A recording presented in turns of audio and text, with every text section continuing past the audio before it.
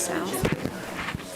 If everybody would find their seats, please. Like I keep this. Please check your cell phones, any other electronic devices you may have. Silence those, put them on airplane mode, whatever it takes, so we're not disturbing speakers in the presentation today. Welcome. Today's Tuesday, October 14th, 2025. This is the Seminole County Board of County Commission meetings, approximately 1:30 p.m. We will start with the invocation and Pledge of Allegiance. Pastor Troy Peoples from the First Baptist Church of Chuleota is here to lead us, and I will ask Commissioner Constantine to lead us in the Pledge of Allegiance. Please stand. Let's go to the Lord in prayer. Almighty and gracious God, we come before you today with grateful hearts for the privilege of living and serving in this community. We thank you for the beauty of this country, for the people who call it home, and for those who labor each day to make it a better place for all. Lord, I pray today that you would grant wisdom and discernment and unity to these commissioners and all who participate in this meeting. May their discussions be guided by fairness, compassion, a spirit of cooperation. Help them to make decisions that promote justice, strengthen families, protect the vulnerable, preserve the blessings we all share. Remind us that public service is a sacred trust, that every choice made here affects the lives of neighbors and generations to come. Lord, we ask that you bless this gathering and let peace and integrity guide every word and every action. It's in the precious name of your Son, Jesus, that we pray. Amen. Amen. Being the month that this is breast awareness, let's remember all the women that have ensured that we have a country, the great mothers of our country. I pledge allegiance to the flag of the United States of America and to the republic for which it stands, one nation, under God, indivisible, with liberty and justice for all.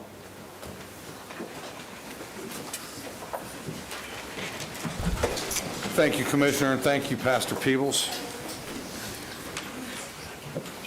We're going to first go into our awards and proclamations. And what we're going to do today is we will work our way through these proclamations. We will read each and every one of those. When we're completed, we will come down to the floor and get photos with me and all of you that desire to take photos and receive your proclamation. And we would invite you afterwards to make a statement at the lectern. So with that said, we're going to move to the Chuleota Baptist resolution, and I will read that one into the record. Resolution of the Seminole County Board of County Commissioners honoring the First Baptist Church of Chuleota on their 150th anniversary. Whereas soon after the close of the Civil War, a number of families from Whiteville, North Carolina, seeking new opportunities in spiritual fellowship, journeyed to Florida, arriving by boat in Mellonville, modern-day Sanford, then traveling by oxen and carts to settle northeast of Lake Pickett. And whereas on January 8, 1875, these pioneer families formally organized what was then known as Harmony Baptist Church, becoming what now is First Baptist Church of Chuleota. And whereas the church's earliest worship services were held in November of 1874 in the home of W.C. Jacobs, led by Reverend R.W. Lawton and George Gendez, before the formal founding in January. And whereas the original church building was a log structure located approximately 1 mile east of Chuleota near Lake Pickett, and in 1883, meetings were moved to a schoolhouse near the southern part of Chuleota. And in 1888, a newer church building was constructed and dedicated at what is now its present location on Lake Mills Road. Whereas the Sunday school ministry was established in November 10th, 1889, reflecting the church's early commitment to Christian education. Whereas over the decades, the church has grown, adapted, and expanded, including construction of a concrete sanctuary building dedicated in 1956 and the addition of an education wing in 1961, always maintaining a presence of worship, service, and fellowship in Chuleota. And whereas for 150 years, the First Baptist Church of Chuleota has been more than just a building, it has been a source of spiritual guidance, a community anchor, and a gathering place in times of joy and challenge. And whereas the church's heritage is woven into the history of Chuleota and Seminole County, shaping lives and inspiring ongoing generations of faithful service. Now therefore be it resolved that we, the Board of County Commissioners of Seminole County, Florida, do hereby congratulate the First Baptist Church of Chuleota on their 150th anniversary, adopted this 14th day of October 2025. Second. Motion second. Any further discussion? Seeing none, all those in favor? Aye. Passes unanimously. Thank you all very much.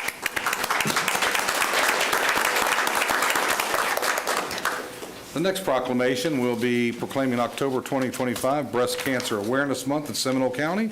This will be read by Commissioner Herr. Commissioner?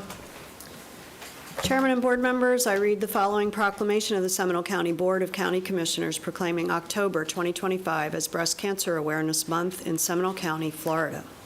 Whereas breast cancer remains the most common cancer among women in the United States and one of the leading causes of cancer-related deaths. And whereas in Seminole County, Florida, the age-adjusted incidence rate for female breast cancer, all stages, is approximately 137.5 cases per 100,000 women. And the number of new breast cancer cases in Seminole County averages about 408 per year over recent reporting periods. And whereas the Florida State age-adjusted incidence rate for female breast cancer, all stages, is about 126.7 cases per 100,000, reflecting Seminole County's rate for cases of all stages is above the state average. Whereas early detection through regular screening such as mammograms, clinical breast exams, and awareness of breast health can significantly reduce morbidity and mortality. And whereas the Florida Department of Health in Seminole County, through its Florida Breast and Cervical Cancer Early Detection Program, provides free or low-cost screenings, diagnostic services, and education to eligible residents, ensuring that financial barriers do not prevent access to life-saving care. And whereas there are numerous organizations, healthcare providers, volunteers, and advocates in Seminole County who work tirelessly to support breast cancer patients, survivors, caregivers, and those at risk, offering emotional educational and financial assistance. And whereas Breast Cancer Awareness Month serves as an annual reminder of the importance of community education about risk factors, healthy lifestyles, heredity, symptom awareness, and access to advances in treatment. And whereas promoting breast cancer awareness, increasing screening and early detection, ensuring equitable access to healthcare services, and supporting research into better treatments are essential to reducing the burden of disease in Seminole County and beyond. Now therefore be it proclaimed that we, the Board of County Commissioners of Seminole County, Florida, do hereby proclaim October 2025 as Breast Cancer Awareness Month in Seminole County, Florida, adopted this 14th day of October 2025. Motion second. Any further discussion? Seeing none, all those in favor? Aye. Aye. Passes unanimously. Fantastic. Thank you all very much. Chairman. Yes. I actually would like to point out that the Seminole County rate for early stage identification being higher is a great statistic. So a higher statistic on early stage means that there are a lot of local employers, this being one of them, that have leaned in hard to make sure that screenings happen for their employees. We see a lot more stage 1 identifications and fewer stage 4s, which means that people are staying alive, we're curing it early, and we're saving. So I will tell you that that is a great statistic, although when I read it, it sounded horrible even in my head, and I stumbled on it. So I wanted to point it out. So good work here. Thank you, Commissioner. Next up will be our Animal Services Proclamation. Mr. Alan Harris will be here. This will be read by Commissioner Lockhart. Fellow Commissioners, I'd like to move the following proclamation of the Seminole County Board of County Commissioners proclaiming October 2025 as National Adopt a Shelter Dog Month in Seminole County.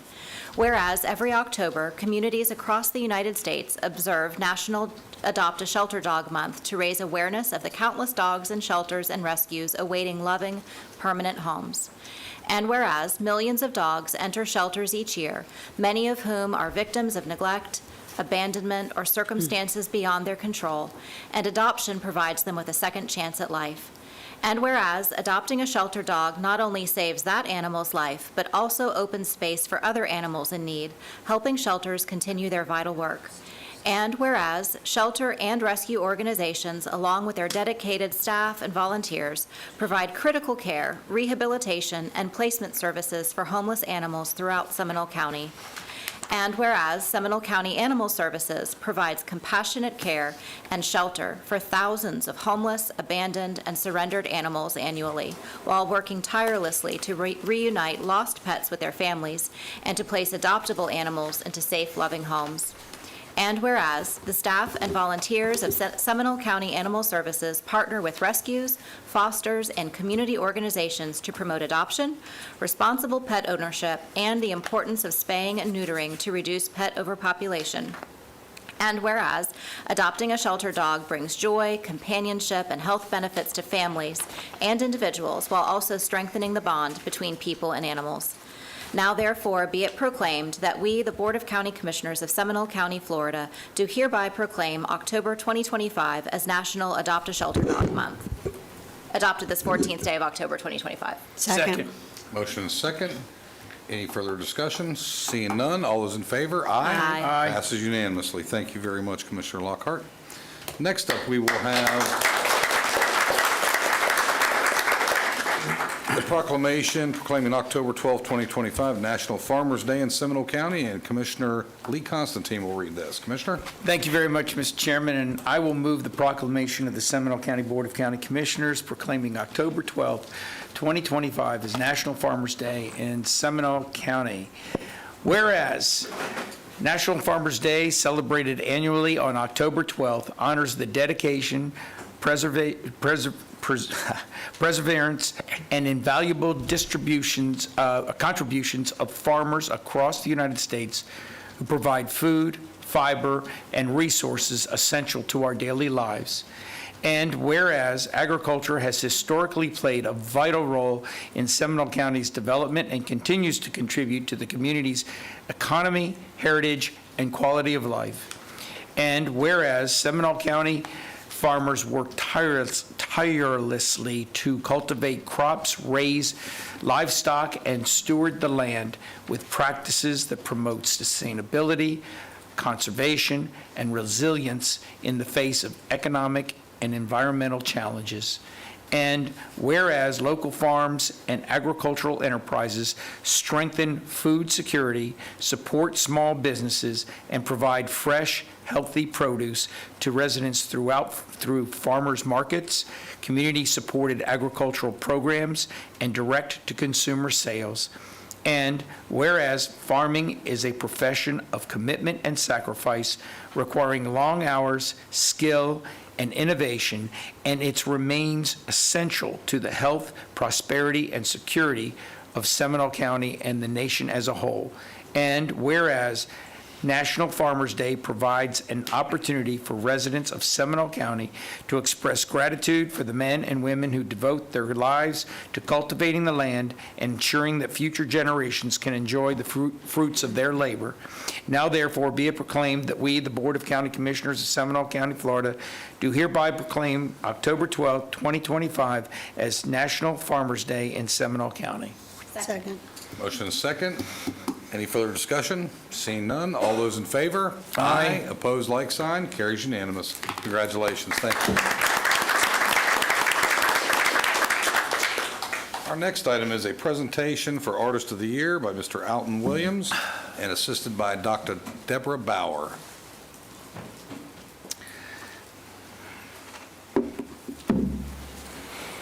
Chairman, Commissioners, my name is Anthony Aramendia. I am the President of the Seminole Cultural Arts Council, and we are before you today to introduce to you the award winner for 2025 Artist of the Year.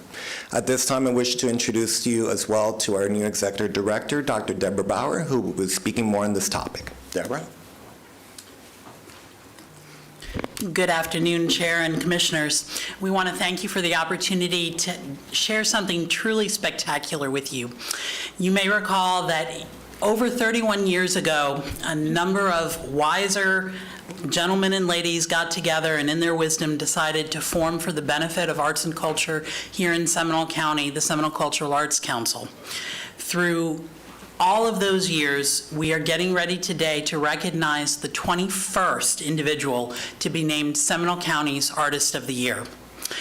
To tell you a little bit about the gentleman who we've selected, I found it difficult to know where to start. Alden is someone who I first met almost 10 years ago, and it was a very hot day, not that all days in Florida aren't hot, but he was sweating. He was at the Evergreen Cemetery in Castleberry, and he was standing over a tombstone trying to pull weeds and clean up.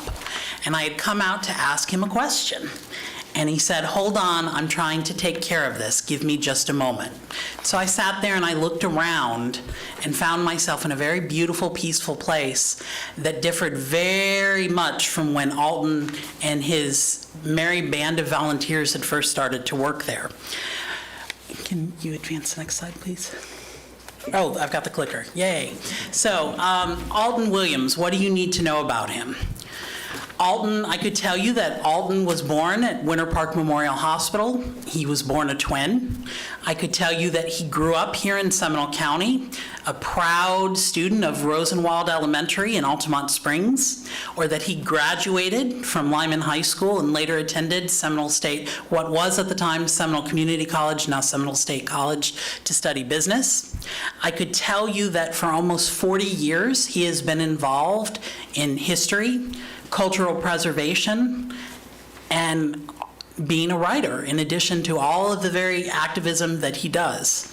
He published his first book, Sandpine's History in a Shoebox, in 2021, which has become one of the definitive works for African American history in southwestern Seminole County and the county itself.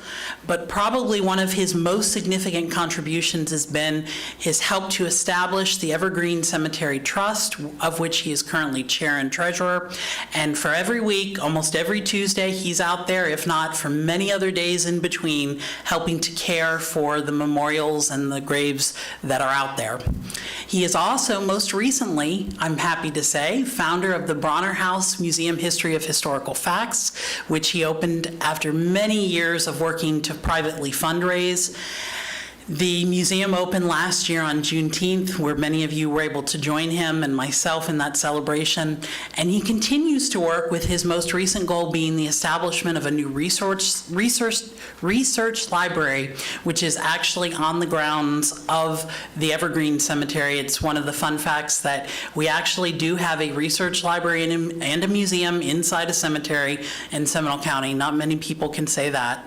And it's very special in addition to all these other things that I've shared with you, because it was designed in a style of something called a Florida shotgun house, which is what the workers of the ferneries in Castleberry and Altamont, African American individuals who used to be those workers, would live in those shotgun houses. And so when Alden was a young boy, it was said that you could have the door open and the shot would go from the front of the door out the back in the snap of a finger. And that's how the house got its name. He is currently working on a new book about the history of Altamont Springs, and he lives in Altamont. I think Alden said it himself when he said that he wanted the Bronner House Museum not to just be a museum. He wanted it someplace to be where elementary school children could come and do their book reports, have field trips, and learn about history that was almost lost. Because, as Alden has often said, sometimes people have not been kind throughout history, and we do a disservice to all of those who have gone before us if we don't remember the good with the bad. So to give you an idea, Alden continues to be, for more than almost 4 decades of cultural preservation. We chose him, the board of the Seminole Cultural Arts Council chose him as 2025 Artist of the Year. And we know that he will continue to represent Seminole County proud for all of the many wonderful things that he has done. So without further ado, I'd like to go ahead and recognize Alden Williams as 2025 Artist of the Year.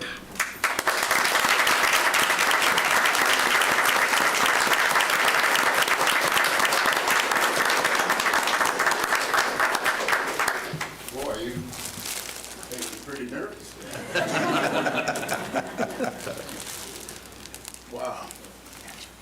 Thank you. Wow. And I like flowers. My, Welcome, Mr. Williams, and Yes. please feel free to have a few words. sure. Grace and mercy. Amen. That's what brought me here today, and you all as well.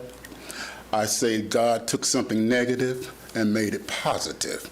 So if at any time you all wish to come and take a look at the museum, I won't stand here long, take a look at the museum, we do give us a call and we can bring you through the museum by appointments only. And that was a lot. I am so proud to represent that cemetery and the city of Castleberry and Seminole County. And I've worked on several boards with this county, the Community Block Grant Board and so forth and so on. And so I accept this with great pride and love. Thank you.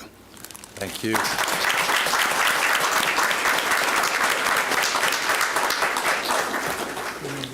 Thank you for your leadership and your advocacy, sir. Okay, you're welcome. Thank you. And Wow. Commissioner Armadillo, my apologies for not recognizing you earlier, but from Castleberry, we are welcome to have you here today. Beautiful. All right, I'm going to call out, we're going to come down and get our pictures with all the individuals that desire to. From the Chuliota Baptist, we have Pastor People and all the deacons that are attending as well. Breast Cancer Awareness, we've got our firefighters with us, as well as Paula Rodriguez, Director of Operations, Central Florida Breast Cancer Foundation. Alan Harris has brought some puppies as our special guest. And on Farmers Day, we have Joe Saucer, Clay Archie, Kim McCune, also from the Farm Bureau, and the Yarborough family, J.W. and Bo. Please come down and we'll get you all queued up.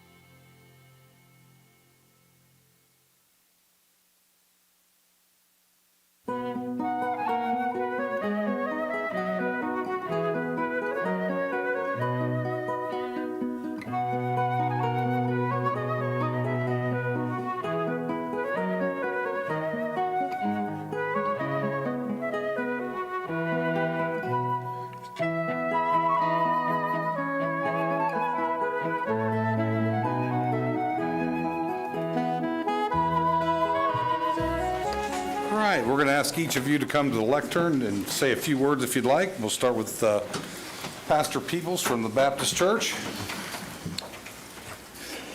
It's always dangerous when you ask a pastor to come and say a few words, Amen. but I promise I'll keep it concise. Although I will tell you, we could use a lot more of it these days. On behalf of the First Baptist Church Chiliota family, we just want to say thank you for your recognition today, and I will make sure that this is posted for all the church members to see, and we thank you for your commitment to our church and to the faith community. Amen. Thank you. Keep up the good work. Thank you very much. Thank you. Next, I'll ask Ms. Paula Rodriguez to come forward, the Director of Operations, Central Florida Breast Cancer Foundation. Good afternoon, Chairman and Commissioners, and thank you for having us join you today. We really appreciate it. The Florida Breast Cancer Foundation was founded by 3 women in Miami in 1993, and our mission is we are dedicated to ending breast cancer through research, education, and advocacy. Some of our main programs are we offer grants each year to innovative research to discover effective ways to diagnose, treat, and possibly cure breast cancer. We also give grants to direct service for other organizations who provide direct services and education to our residents. We have an End Breast Cancer Specialty license plate, the only nonprofit organization with a license plate in Florida. We have a Pickups for Breast Cancer program, which is a way that you can donate your slightly used household goods and clothing, and those funds help us support our mission. We have a virtual statewide support group for fighters and survivors, and we have a MASS program, which is mammograms after Sunday service. It's a mobile mammogram unit that goes out to places of worship and other community events that offers mammograms to women. We do have a big 5K annual race this Saturday, actually in the Oviedo Mall parking lot, if anyone wants to join us. And again, we thank you for having us here. Thank you very much. And thank you to our firefighter support of this initiative, so very important to the health of our women in our community. Yes, Commissioner Lockhart. Just to point out, I don't want men to feel like they need to be left out of Breast Cancer Awareness Month, but there are a fair number of men who are actually diagnosed with breast cancer. It is rare. My brother is actually one of those survivors, and so if you all would keep in mind, as gentlemen, it's not just a women's disease. So thank you. Yeah, thank you for that. Thank you. Hey. Next, we have Mr. Alan Harris with our animal control. And where do those dogs go? You let them go already? They're being adopted right now, hopefully in the lobby. Perfect. I don't know. They're being delivered to your home as we speak. Yeah, I almost claimed that. Well, we have Constantine, who already signed, his staff assistant was signing the adoption papers out there, so. We want to thank you all on behalf of the Seminole County Animal Services staff and volunteers. We have amazing volunteers that give so much time to adoptions, our dogs, our cats in the shelter, even our pigs. Tricia got another picture this morning of a pig that came in that is potty trained, sits, shakes paws. So, but this is Adopt a Shelter Dog Month. During this month, it is $5 adoptions. So if you'd like to adopt an animal from us, it's $5. Adopt, don't shop, please. Our shelters are all over capacity, so we really need your help. Thank you. Very good, thank you. Chairman, Yes, Commissioner Herr.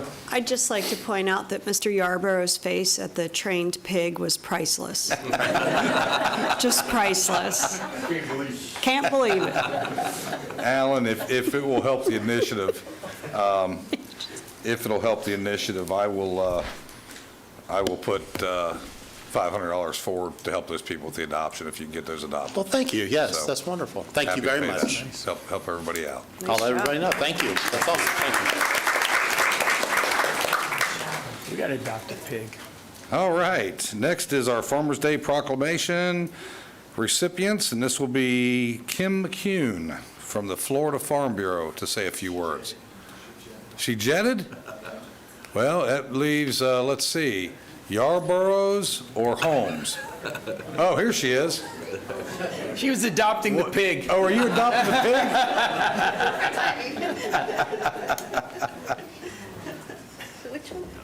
Yeah, just pull that right down any way you need to get it there. Well, I want to thank Jay Zembauer for coming to our annual meeting. We had miss this past Saturday. We're very proud of the work that Seminole County Farm Bureau is doing. These last few years, we've had a mission to really increase agriculture education in our schools, and we've made great strides in that.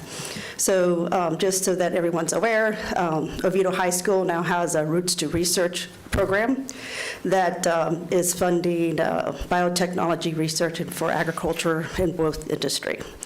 And we announced at our annual meeting that Seminole County Farm Bureau is now providing a special award for the Seminole County Science Fair that's called Innovation in Agriculture, where we'll be awarding a $1,000 scholarship for the high school winner and a $500 award for the middle school winner.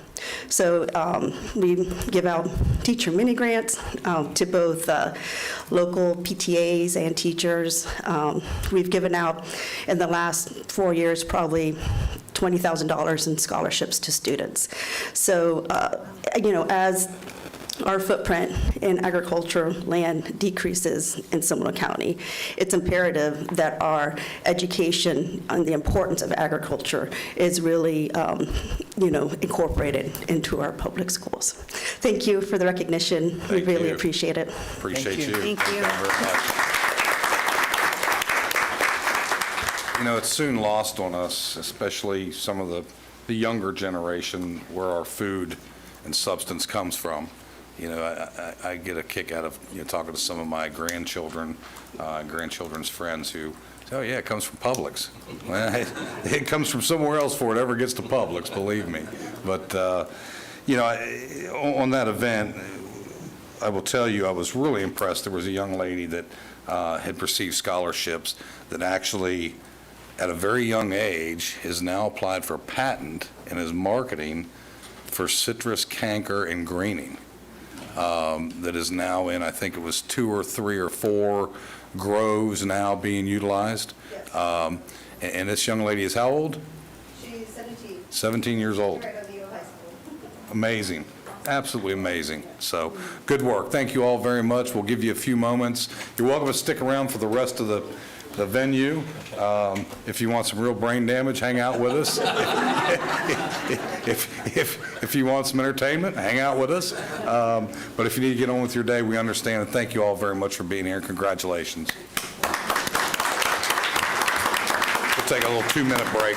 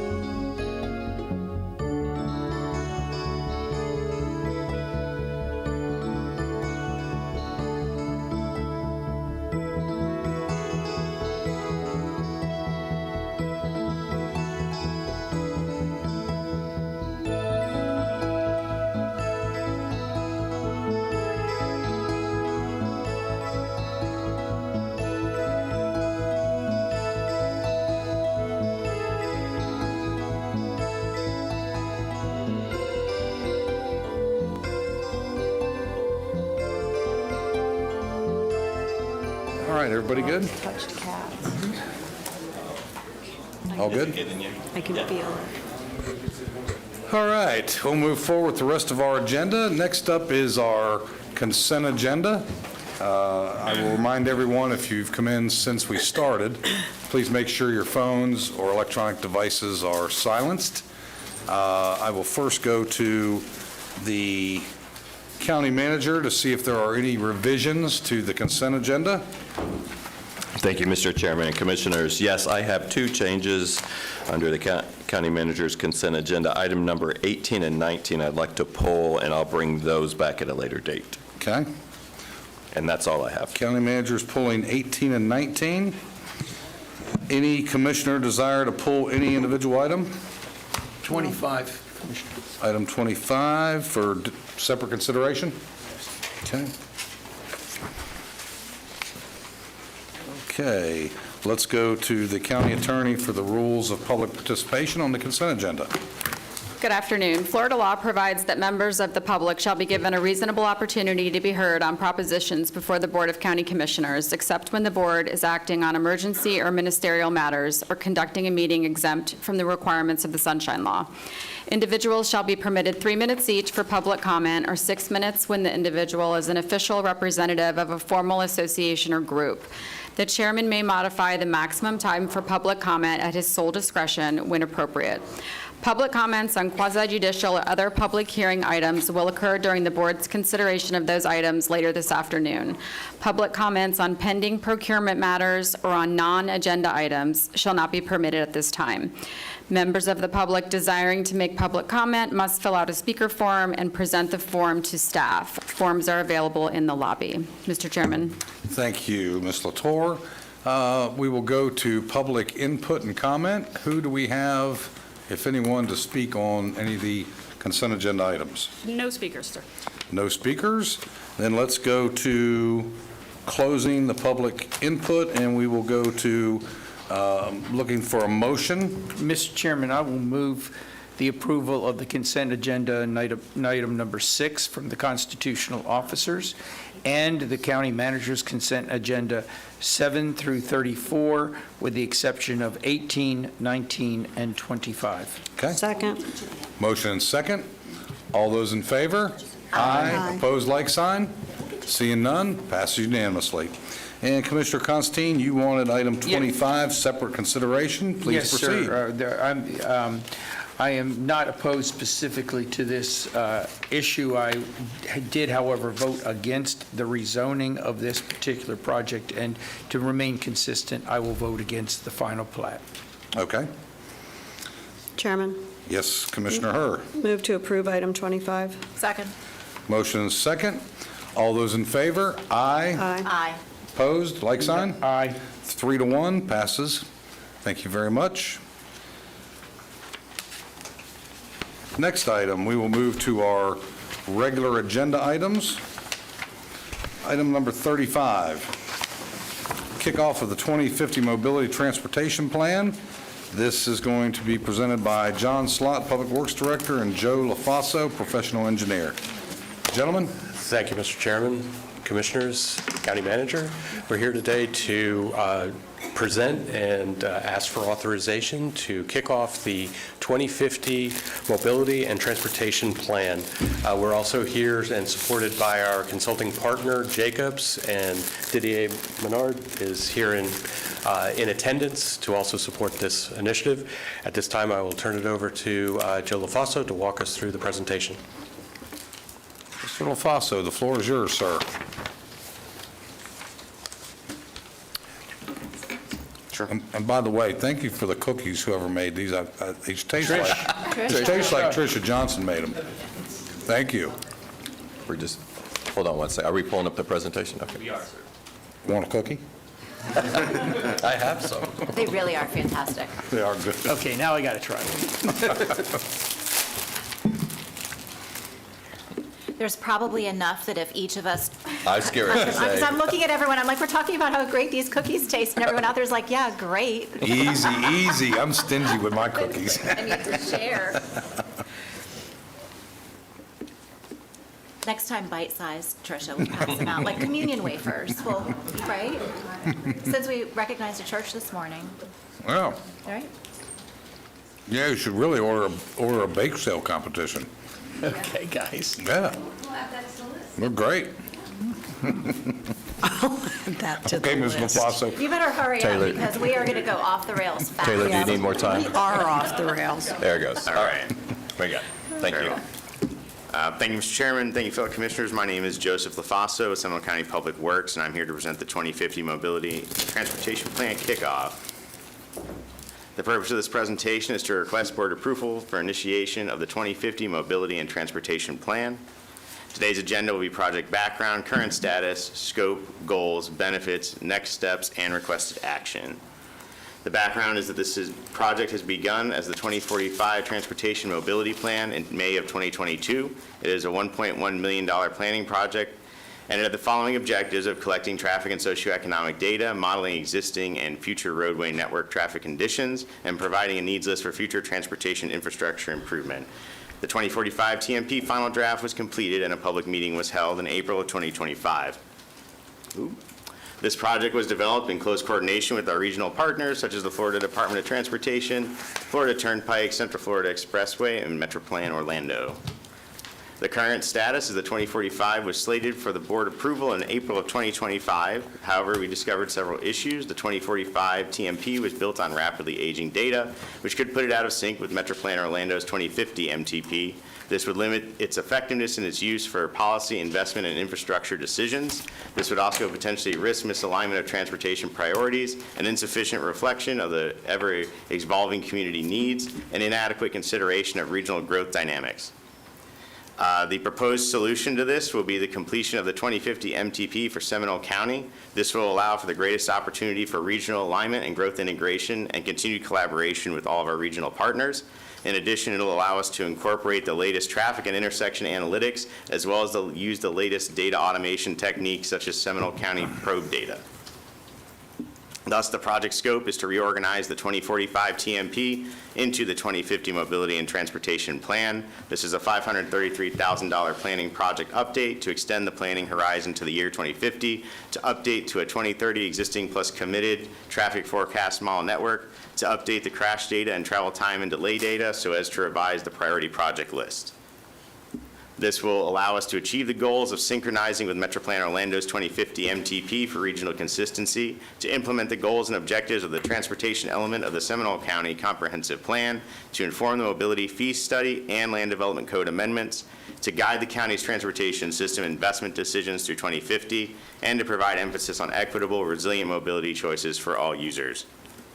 The benefits would be a modern, actionable framework to guide the county's transportation investments through 2050, ensure alignment with regional and state partners, and position Seminole County to respond effectively to emerging mobility trends, economic developments, and infrastructure needs.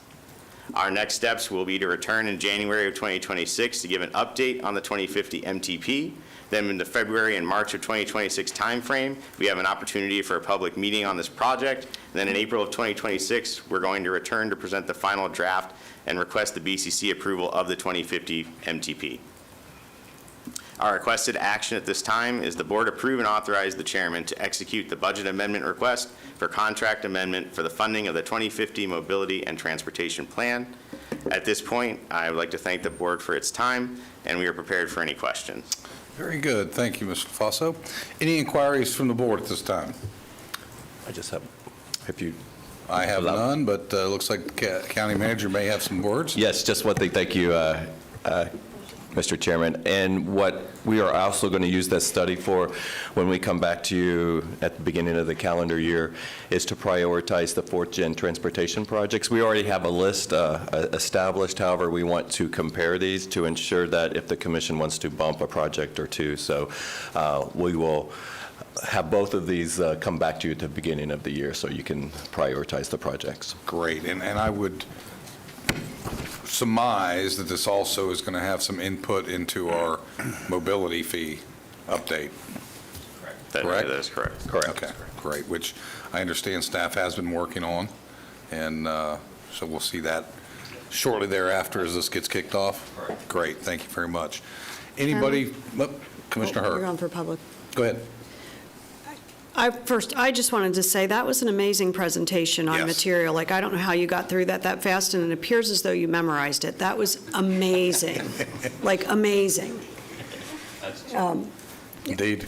Yeah, I mean, we could have been all off the rails with this, and you did a fabulous job. That's right. Very good. Thank you all very much. Is there anybody from the public that has any comment on this? No, sir. Thank you very much. We'll close any input from the public. I will go to board action for direction.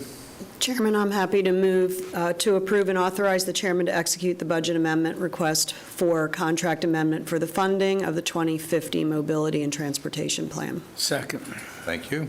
Any further discussion? Seeing none, all those in favor? Aye. Opposed, like sign? Carries unanimous. Keep up the good work. Thank you all very much for your time. Thank you, Mr. Chairman. Good stuff. All right, next we're going to move into our public hearing agenda. I will move for proof of publication, please. So moved. Second. Motion second. All those in favor? Aye. Opposed, like sign. Seeing none, it's unanimous. I'll start with Commissioner Hurd, work our way across. Ex parte disclosures, please. I'm handing it in paper form as soon as I locate it. Mine has been submitted electronically through the clerk's office. So is mine. Ditto. Okay. So all have been submitted. If you can hand this down to the clerk, Commissioners, please. Thank you. Thank you. All right. We will go to the county attorney, Ms. Kate Latour, for the rule of engagement for the public on these items.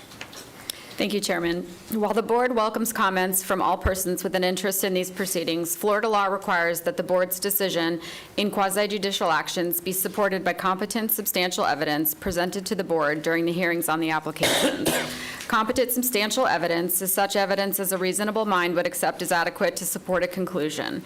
There must be a factual basis in the record to support opinion testimony from both expert and non-expert witnesses. Persons presenting testimony may rely on factual information that they present, information presented by county staff, information the applicant presented, or on factual information included in the county staff report to support their testimony. All persons who present written materials to the board for consideration must ensure that a copy of such materials is provided to the clerk for inclusion in the board's record of proceedings and official minutes. Mr. Chairman. Thank you very much. All right, we will start with item number 36. If you're here to speak on this item, make sure you get a form filled out and bring it up to the clerk here. Make sure that Dominique receives that so we can efficiently get through this process. Our staff is going to give a presentation. Then we will go to the applicant, and if the applicant desires to give a presentation, we will give them a few minutes to do so. We will then go to public comment. We will go rebuttal to the applicant if necessary, and then we'll move for board action. Ms. Apgar, you're up. Good afternoon, Caitlin Apgar, Planning and Development Services. The applicant is requesting the approval for a small-scale future land use map amendment from public, quasi-public to suburban estates for a proposed single-family development on approximately 2.6 acres located on the west side of Markham Woods Road, south of Markham Road. The subject property has a future land use designation of public, quasi-public, and a zoning classification of A1 agriculture. The intent of the existing public, quasi-public future land use is to provide appropriate locations for public uses such as schools, cemeteries, safety facilities, and transportation facilities. Residential uses are not permitted. The applicant proposes to develop the site as a single-family residence, which warrants the need for the proposed amendment. The subject property is currently vacant. This property is adjacent to single-family residences on the north, east, and south. This property is also located next to an existing historical cemetery on the west side. Due to the historical cemetery being located directly adjacent to the site, staff conducted research to validate that the subject site was not previously utilized or registered as a cemetery. The applicant provided a ground-penetrating radar report that was performed on September 30th, 2024. The applicant also contacted the appropriate state agencies and nonprofit and historical entities. These correspondences, as well as the ground-penetrating radar report, are included in the agenda package for review. There was no conclusive evidence verifying that this site was historically used as a cemetery based on information and reports provided by the applicant as well as internal staff research. The site is located within Seminole County's utility service area and will be required to connect to public utilities for water and reclaim water. Sanitary sewer connection is not readily available to the subject property, therefore the site may utilize a septic system for wastewater. The property proposes access onto Markham Woods Road, which is classified as an urban major collector. Markham Woods Road is currently operating at a level of service B. There is an existing sidewalk along Markham Woods Road. The A1 zoning classification requires a minimum lot size of 1 acre with a minimum lot width of 150 feet at building line. The permitted uses include single-family residences and is consistent with the proposed future land use of suburban estates. The suburban estates' future land use is consistent with the proposed use of the property as a single-family dwelling and the Wekiva River Protection Area.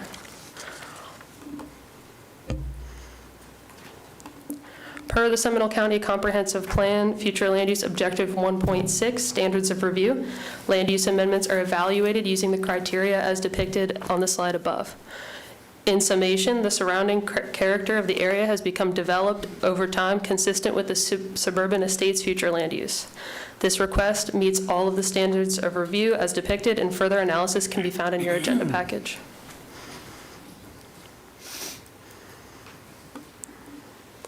The proposed amendment to suburban estates is compliant with the Wekiva River Protection Area in the county's comprehensive plan by meeting the intent of FLU policies 2.2.5, 2.3.3, and 2.3.8. There are no wetlands on the site per estimates from the National Wetland Inventory Maps, and any development on the subject property will be subject to the maximum impervious surface ratio of 60% due to being in the aquifer recharge overlay. This request is compliant with the 1 dwelling unit per net buildable acre density, and the intent is to amend the land use to suburban estates for the purpose of building a single-family home, which is consistent with the Wekiva River Protection Area. In compliance with the Seminole County Land Development Code, Section 30.49 Community Meeting Procedure, the applicant conducted a community meeting on March 3rd, 2025. Details of the community meeting have been provided in the agenda package. The Planning and Zoning Commission met on August 6th, 2025, and voted unanimously to recommend the Board of County Commissioners adopt the proposed ordinance. The minutes of the meeting are also provided in the agenda package. Staff requests the Board of County Commissioners adopt the proposed ordinance enacting a small-scale future land use map amendment from public, quasi-public to suburban estates for a proposed single-family dwelling on approximately 2.6 acres located on the west side of Markham Woods Road, south of Markham Road. I'll stand by for any questions. Thank you very much. Any inquiries with staff at this juncture? Seeing none, Mr. Groot, do you care to make a presentation or statement to the board? If so, please come forward.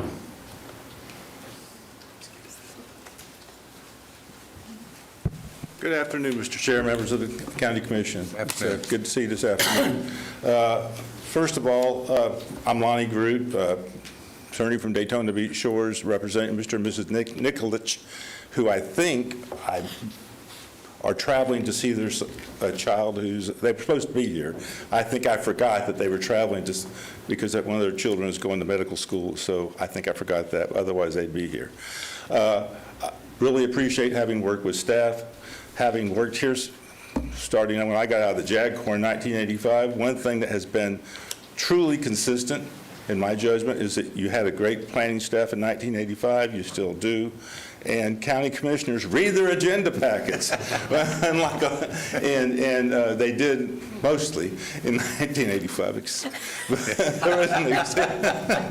No, but I know I digress. I know that unlike some governmental bodies, you guys really are thorough, and so I have put a lot of material in the agenda packet, and I know you've read it, and I rely upon that. Aside from that, I'm ready to answer any questions, but I really am glad this meeting is filmed, because as the father of 7 daughters, There are cookies in this room, and I have not stolen one, finagled my way to get one, or whatever, and that is historically proven today. Now you're giving. Oh, don't ruin me. I'm on a roll, but really, any questions that you might have, I'm glad to answer. Any inquiries for Mr. Groot? Seeing Yes, none? ma'am. Oh, Yes, sir. Commissioner Constantine. Mr. Groot, thank you very much. And since you're representing the applicant, just a request. I think we have adopted the minimum state standards as far as septic tanks go, and therefore, I believe that if it was an acre or less, you would be required to do the advanced septic tank. Because it's over an acre, unfortunately, you're not required to do it. I would appreciate very much, because you're in the protection area and you are near wetlands and you are near the river, that you will put in an advanced septic tank into this property. I've already talked to them about that, and I will follow up again, I promise you. Thank you, Lonnie. Anything else? Hearing none? Okay, make yourself comfortable. We'll call you up for rebuttal if necessary. Madam Clerk, do we have anybody here from the public to speak on this item? Yes, sir, and the first speaker has requested to show a video clip that was sent to all of your offices, if you would like. Yes. I think that's a 4.5, 5 minute? Yes, sir. Okay, are they represented by an HO, is he representing an HOA or single individual homeowner? Single individual. Okay. Well, we'll give them some latitude. Typically, we allow 3 minutes. If we want to go ahead and get that keyed up, let's get it playing. And if the individual would come up and give us his name and address for the record. Good afternoon. Good afternoon, sir. Your name and address, please. My name is Bill Platt. I live at 1719 Cedarstone Court. Great. I've been living in Lake Mary since 1988. Very and good. The video is 4.5 minutes, but my wife and Ernie, my neighbor, they donated the 3 minutes, so that's 6 minutes. So. Well, we don't, that's fine. We don't take donations, except for our animal adoption center. But that said, if they desire to speak, they'll need to fill out one of these forms. Have they already done that, Dominique? Yes, sir. Okay, we'll call them appropriately as due. So you're going to dedicate your time to the video. Is that our understanding? Well, they dedicated the time to the video. I have 3 minutes I would like to use. Go for it. Thank you. Run it. Well, living here in Central Florida, we see all the signs of modern growth every single day, but most of us have no idea about the history sometimes right under our feet. Now, one of our News 6 viewers reached out to us about a part of Seminole County that has been disappearing through the decades. News 6 reporter Catherine Silver explores Markham Woods.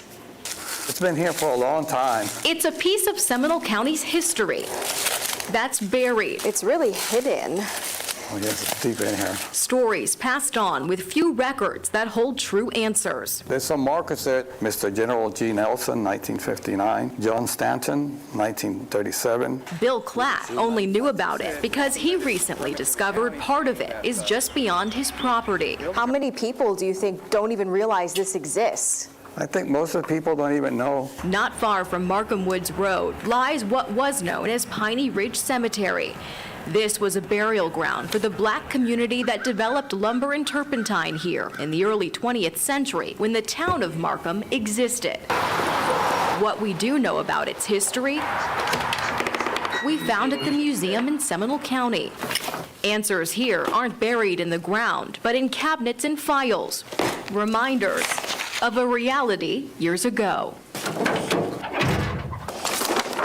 Where we're located is, right in here. That's where Markham, like the community, is going to be centered, is west of Paola. Because it was close to the railway. Yeah, it was close to the railway and also to the river. Bennett Lloyd is the museum coordinator. All of this is Wilson cypress, and you have little pockets of it, T.E. Wilson. These companies really owned everything, and the laborers who we see buried at Piney Ridge are the ones who did all the work. Yes, and it was grueling work. At what point did the town of Markham disappear? Really, by the time we see it here in the 40s and 50s, it was only on paper. Today, it's only known as a ghost town. They would move the whole town, and they would drop it on another little plot of land nearby, and they would do the same thing for that land. And the cycle continued, where there would have been a church, a community. Here it was Oak Grove's Missionary Baptist. That was here until 1928 when it burnt down. There is now mostly pine trees. There are dozens of these cemeteries scattered around the county, some of which have been lost to development already, and we're working on trying to figure out what parking lots they're under. The only peek into the past at Piney Ridge are metal markers, some rusted or unreadable. Many were wooden and disintegrated through the decades. Do we have any way of knowing how many people could be buried here? I've seen estimates from 25 to 75, but those estimates are also older. A lot of the families, they'll still have plots here. What we see here today is a cemetery that is small but still in use. It's what Klatt found just beyond the tree line, this collection of apparent graves that made him wonder just how much bigger this burial site could be. It could be that, it's poor individuals who still wanted to be close to the cemetery but didn't really have the money to purchase plots. There's really no way of knowing who's buried here and where unless there's, some kind of archaeology done. Says here, proposal, future land use designation amendments. The owners of a nearby property have plans to build a home on their land. This letter is from a law firm. They paid for a ground-penetrating radar report that was limited by the terrain but found no graves. There was some concern that a cemetery was located on the property. Evidence proves to the contrary. Klatt says he just wants people to remember what happened long ago, what's been lost along the way, and to keep telling the story. You reached out to us because you believe this is a story worth telling. Yes. For us to capture the essence of Markham Woods, it would be very important to restore this cemetery and also make it a historical site. Because here, there is no story without the people who made Markham. In Seminole County, Catherine Silver, Getting Results, News 6. Just fascinating. It really right? is. I did a story years ago, I think it was the Oakland Cemetery, and it's primarily African-American. And had it not been for the people in that community saying, there are graves back here, they were trying to widen and put part of the turnpike over in that area. So I'm so glad that they are. Thank you. Thank you. Okay, since I didn't bring cookies, let me read this statement. Before we proceed, I would like to ask any commissioner who has relationship with any of the involved parties that should be disclosed for the record. No? Okay. Ginger's comment at the end of the Channel 6 report clearly indicates that she's counting on us to preserve and not bulldoze the abandoned cemetery. In 2019, the University of Florida conducted a survey for Florida cemeteries, and this Missionary Baptist Cemetery did appear on their list at the parcel in question. Looks like this cemetery was sold to Price Estates LLC on 5/16/2016 for only $145,000. What a great deal, 2.6 acres of prime real estate land right across the street from Heathrow Elementary School, now appraised by the county over $337,000. Mr. Platt? But who would buy a cemetery? Mr. Platt, we're going to ask you to keep it on the topic of why we're here today. Okay. Specific to this property, not the price of the property. No problem. None of those things really matter in our decision-making process. No problem, let's move on. But who would buy a cemetery as a real estate investment? What type of investor would do this? Would any of you buy a property known to be a cemetery to build your house? I don't see anybody Mr. saying Platt, yes. I'm going to ask you one more time. Keep it on topic to the subject property. Okay, now let's go to the topic. Like the lawyer indicated, competent, Mr. Platt, substantial. Go ahead. I've been very gracious so far with your time, so I'm going to ask you to expedite it and Yes, try sir. to stay on point, please. Yeah, let's take a look at the details of the limitations encountered on the ground penetrating report. As your lawyer mentioned, competent, substantial evidence. Surface obstructions, not enough area to perform scans, area not accessible to be scanned, overgrown vegetation, and the last limitation they listed was other. As an engineer with a master's degree at UCF, I acknowledge that this GPR cannot confirm 100% that the grave is not present. The dielectric properties of utilities remain constant over time, but the dielectric properties of a burial change with the state of decomposition, affecting the clarity of the signal. The company that performed the GPR is known actively tracing conductive pipes, tracer wires, passively detecting power utilities, but not for locating buried bodies, as indicated by Patricia Myers, Historic Cemetery Program Supervisor in our phone conversation.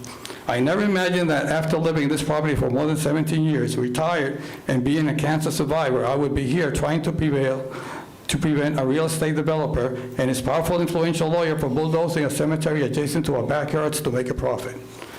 Imagine if the contractors for the applicant begin the construction and start unearthed grave sites. The site work would come to a halt, and the property now becomes the main subject of national TV, especially after the Sanford versus Trevor Martin case that our communities experience. Please help our community prevent this from happening in our backyards. Thank you. Next speaker, please. Next is John Spolsky. Mr. Spolsky.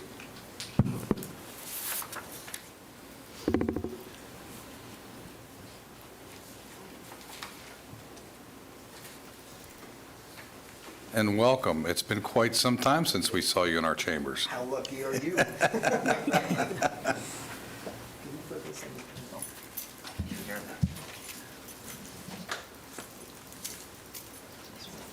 Good afternoon.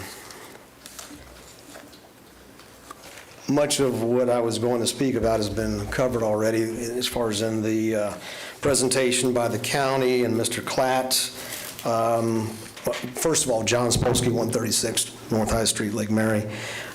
This property, Missionary Baptist Cemetery, was given to them back in 1946 by the owner as far as use as a church and/or cemetery. Then in 2016, it was sold in a tax deed, 2012. Tax deed sale, and then it was flipped to the, I think it's pronounced Nikolic family. If I'm wrong, I apologize. So they had their attorney contact adjoining property owners, of which I am one, and some of the obvious concerns were utilizing this property to build a single-family house. Their attorney tried to appease us at the meeting by talking about this ground-penetrating radar service, and that's one of the main points of contention that I have, because they did not meet the burden of proof. If you look in there as far as when it talks about the scope, all of the obstacles they had that they could not get around, and then in one area where it was clear, if you look down further, they talk about finding something that is of a major concern to them. So to sit there and tell the staff that GPR has been performed, that's a fallacy, because all of those items in there that they talk about, the obstructions and what have you, in order to do a thorough GPR, the property has to be clear, and you can't have more than 6 inches of grass for them to run their equipment over in order to determine, what's underneath there. Additionally, the owners of the cemetery next door to it, I've talked to them, and I don't even know, Commissioner Herr, I know that they sent an email to you, and it was late if you had even had a chance to read it. But they talked about several people whose names are on headstones there, that they have no record of that person being buried there, and what their thought is that that person was actually buried on the adjoining piece of property, and since they couldn't pinpoint the location, in order to memorialize that person's passing, they went ahead and put a headstone within the confines of their fenced-in area. So I would hate to see construction take place, and then all of a sudden you start unearthing caskets, human remains, and what have you, and then the county is embroiled in a real fiasco with the job being shut down, contractors, subcontractors, looking for payment for loss of productivity, et cetera. So until they can sit there and tell the county that there's absolutely no grave sites on there, this report does not meet the burden of proof. Thank you.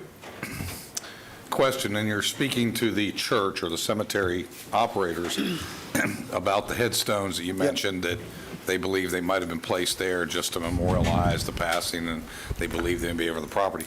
Did they do any ground penetrating radar or anything to determine if there's anything below those headstones? No, and that's a great point, Commissioner.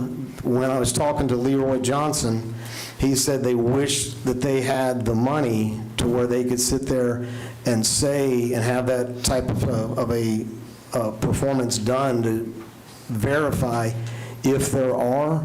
But they told me, Mr. Johnson, that they have no record of a burial taking place there, but yet they have several headstones there, and that's what has raised their concerns, Sure. is that that person may actually be on the adjoining piece of property. Okay, and I understand that's an assumption. Right.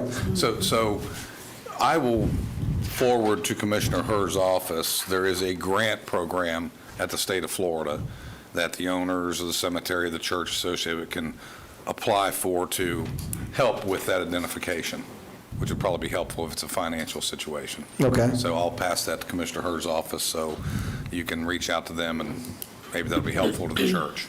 So thank you very much. Appreciate your input. Thank you for your time. Next person, please. The final speaker is Christopher Thurp. Thurp? Yes, sir. Mr. Thurp. Thorpe? Thorpe? Jim Thorpe. All right. Welcome, sir. My name is Christopher Thorpe, 1713 Cedarstone Court. I'm Lot 3. If you look through your things, my property abuts up to the northeast corner. I'm going to be real quick. There's nobody more that wants to be able to do what you want to do with your property without government interference than me. But that ground penetrating radar report is very, very inconclusive. We just want, we don't care if they build their house there, just let's do it smart in the common sense way. If the property's got to be cleared before they can build a house, let's clear the property and then do a ground penetrating report and find out if there are bodies there before we start digging and desecrating graves. That's all we're looking for. We're not against them building their house. We just want to do it the smart, common sense way. Thanks. Question real quick. You say you abut this property? I abut this property, yes, sir. And do you abut the ones that currently have headstones on them? No, I do not abut the one that has headstones on it. I abut this property on the northeast corner. Okay, great, thank you. Any other public input? No, sir. Okay, we'll close public input and we'll go to rebuttal. Is, Mr. Groot, do you desire to make a rebuttal? Just very briefly, and I really Sure. do promise that.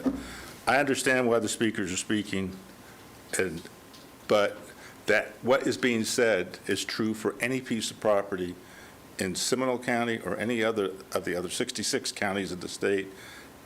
You can't, it's violation of law in Chapter 872 to, if you find a grave site, to continue to construct. There's things you have to do.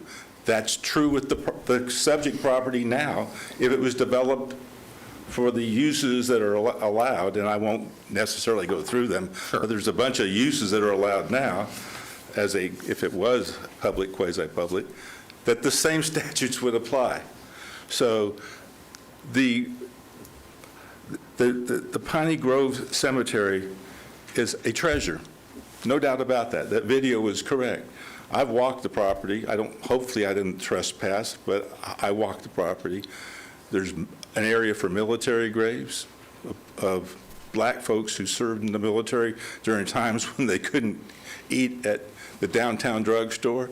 There's a little baby area that I guess there's certain areas that was traditional for churches to bury different folks in. Sunset, sunrise, south of the church, north of the church. It's a treasure. There's no doubt about that. But when development occurs, and it can only be one house, the builder will comply with state law. And if there's any graves that are located, it'll stop. Just like the convenience store development at the corner of, Banana Lake Road, Orange Avenue, on the entrance to the Heathrow, that entrance on the southwest quadrant, that was going to be, I don't know if anybody remembers this, that was going to be a convenience store. Well, they found some graves there. There's nothing there now because of that occurrence. My clients know they're bound by state law. I've filed the documents, I filed the summary that the state puts on its website about what happens when you find a grave in our application file. So we know that. But there are private property rights that these clients are entitled to. The property appraiser, one last thing, in 2012, changed the tax exempt status of the property because the property appraiser determined that the property had not been used as a church or a cemetery and changed it. And it became taxable. And unfortunately, the entity, which I can't find, that was Markham, Missionary Baptist Church Markham, didn't know that, and the property was sold after the property appraiser determined it was not being used as a church or cemetery. That's all I've got. If there's any questions, please let me know. Thank you. Any questions for Mr. Groot? Commissioner Constantine? Thank you. Mr. Groot, then, what you're saying is, as far as preliminary development, you believe that everything has been done that, according to the law, and needs to be done from.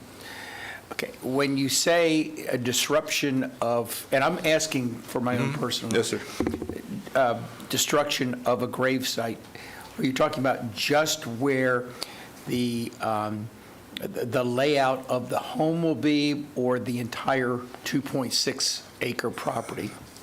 If just the worst thing that ever happened on the road projects that I was involved in for Seminole County was to find a grave or an underground petroleum storage tank. That stopped the road project right there. So any development, this relates to the subdivision that some of these folks live in. Any development, whether it's a shed or a swimming pool or whatever, and whatever occurs on my client's property, if they locate a grave, they have to stop. If they locate human remains, they can't move them. They have to call the appropriate authorities to address the situation. So whatever development, not just the footprint of the house, the driveway, a swimming pool, a patio, whatever, state law says stop. Including the septic tank, Commissioner. Including the septic tank. The heavy-duty exception. Which may take a bigger footprint of your request. It doesn't.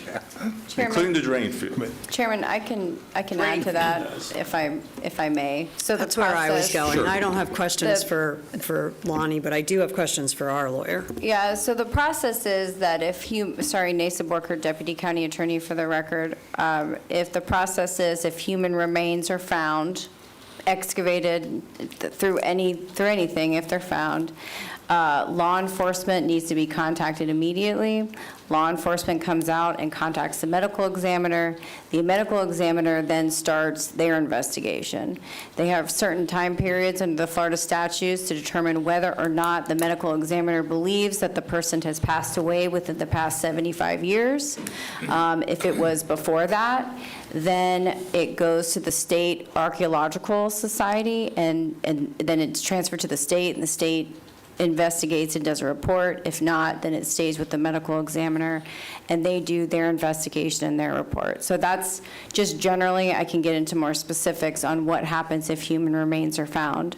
I'll also note that in our comp plan, if there is an area of concern, for example, on this property where the ground penetrating radar report showed that there was an area of concern on the driveway, then the county can say, hey, this area's got to remain, undeveloped, right? It can remain as an access point, but no development can occur over this area of concern. That can be limited also. Thank you very much. That's the same briefing I got from y'all last week, so thank you. Commissioner Lockhart. In terms of access, is there a state law or something that allows the Island Lake Cemetery Association to allow burials on property that it doesn't appear that they have legal access to? It appears to be landlocked. You're talking about the Piney Grove Cemetery that exists there now? Correct.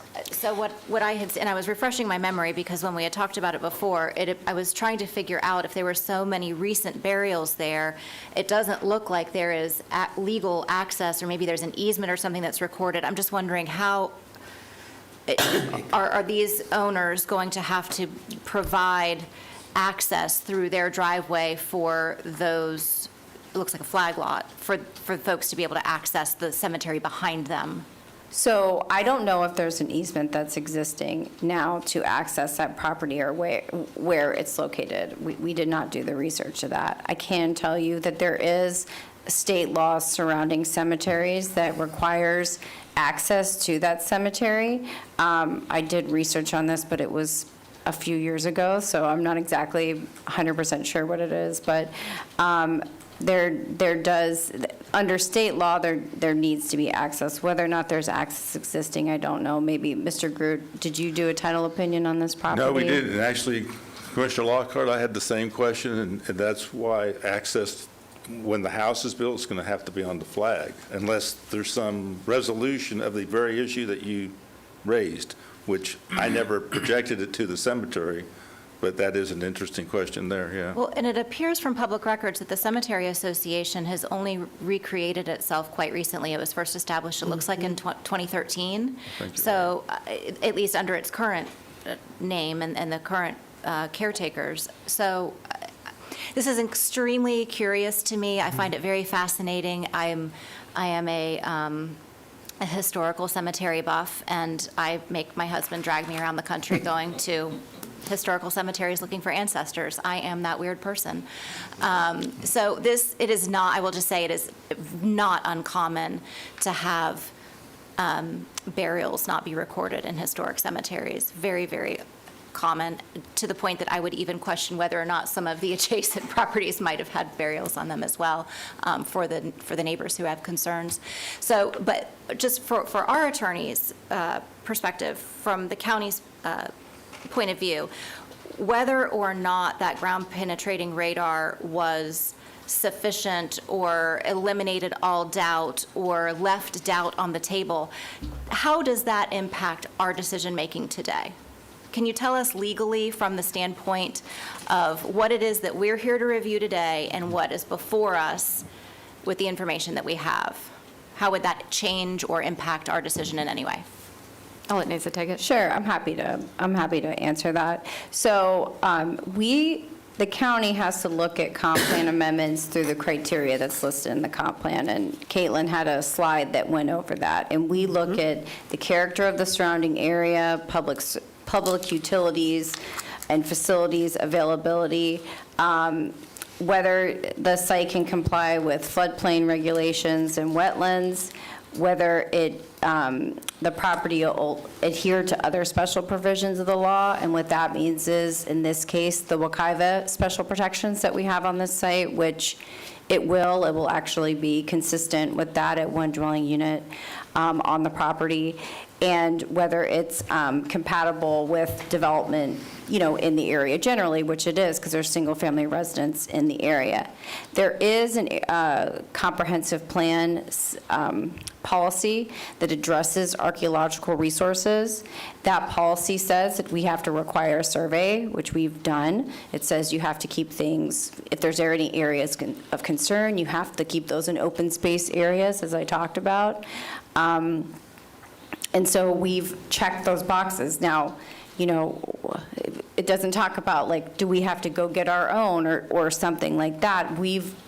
It's my opinion that the county's taken all necessary steps, what we're required to do under the comp plan, and it's your job to review this application as the criteria goes. And they've met the criteria for those purposes. All right, thank you very much. Mr. Lockhart, don't feel too weird. I took one of my daughters to the cemetery to get names for a short story. Fun time. Commissioner Hurd.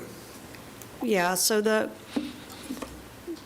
this is I think in Florida, a more unusual situation than certainly some of the parts of the country where you've been looking at grave sites and where I grew up. But the fact of the matter is that the county has done the work to determine what we could determine currently The property owner has attempted to do the work to determine what they can determine, and state law and protections step in at the point that something is found.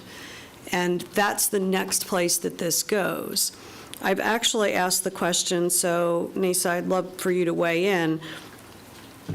I am under the impression that we cannot require them to do additional ground penetrating radar at this point. First of all, the land needs to be cleared in order to clear the objects that are in the way of the ground penetrating radar, so it's chicken and egg. And so that step has to be taken.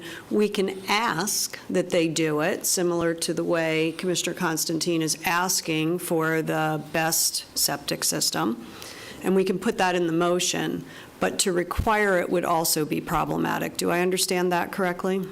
To be required as a condition of a comprehensive plan amendment, to a future land use map amendment that we have here, yes, that's correct. We can't condition a future land use map amendment. That is a legislative matter. Yep. However, we can require them to be consistent with the comprehensive plan, and that says you have to provide a survey on properties that are in the archaeological resource areas that don't have floodplain areas or wetland areas on their property, that additional surveys conducted by archaeological consultants or other qualified surveyors that verify the presence or absence of archaeological resources can be required. And so we've done that. Well, is there something that we haven't done that we can do? Let me ask it a different way. Oh, at this point, no. Okay. Commissioners, with that, I'm prepared to make a motion. Now, let's make sure Mr. Groot's done with his rebuttal. I'm through unless there's any questions. Thank you. Nope. Thank you very much. Sir, we're not recognizing you. Your time has been and gone. Thank you.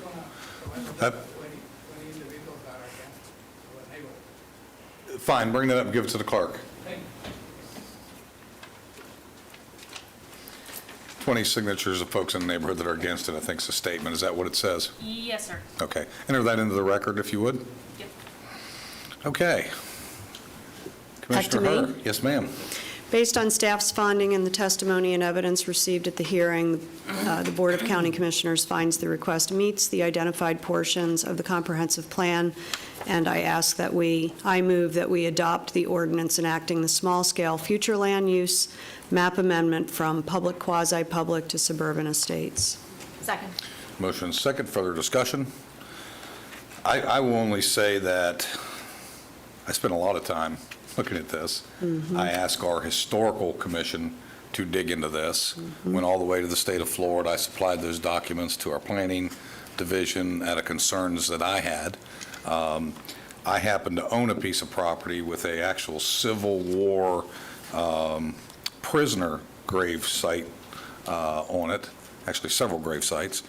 And the federal law dictates that if that's the case, and it is discovered and it is graves on the site, you have to provide reasonable access for folks to come to those grave sites.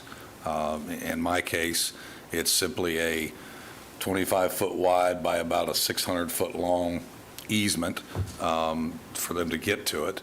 I've owned the property 27 years and not a single person's ever come, except for Daughters of the American Revolution and some others that come around once in a while and tidy things up and, you know. We show up at your doorstep That's every right. now and then and ring a bell.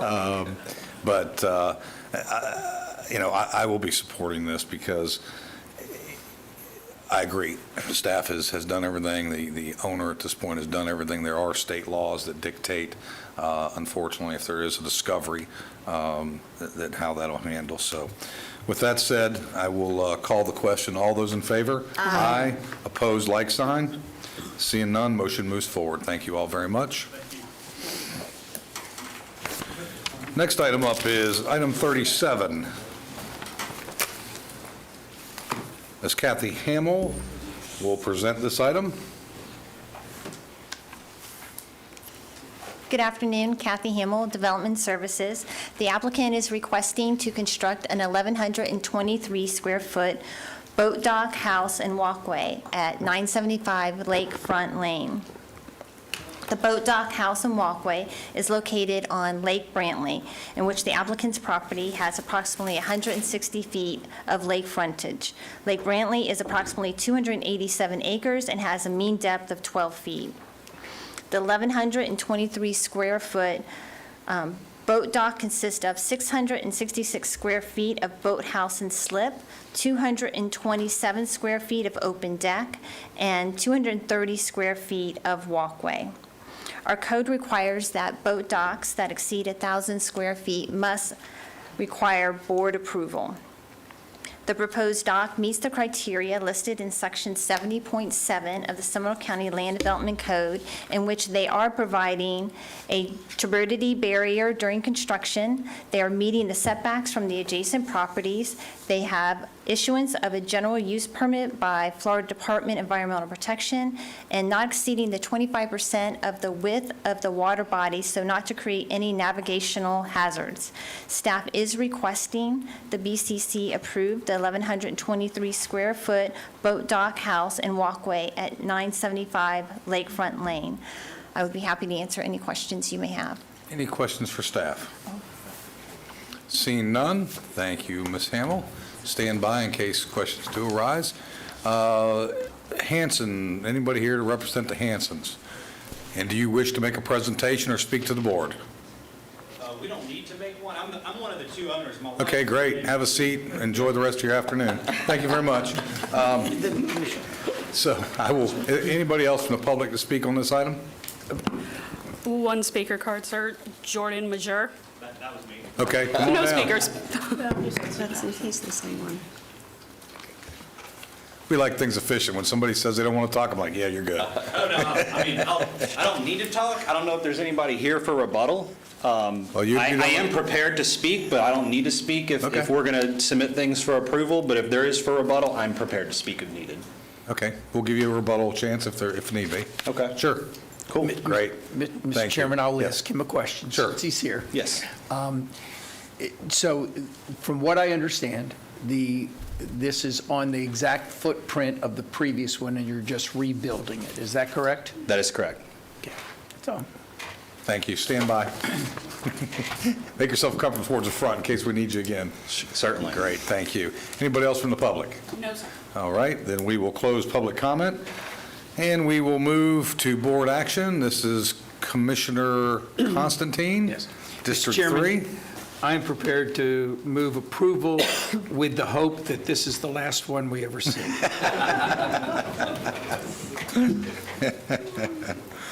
All right, looking for a second? We have a motion to say any further discussion? We just want to let you know that's because we're writing new ordinances, Yes, not it's because not this because has of you. been so awful. Because you were like, what's happening? It's because we're improving ourselves.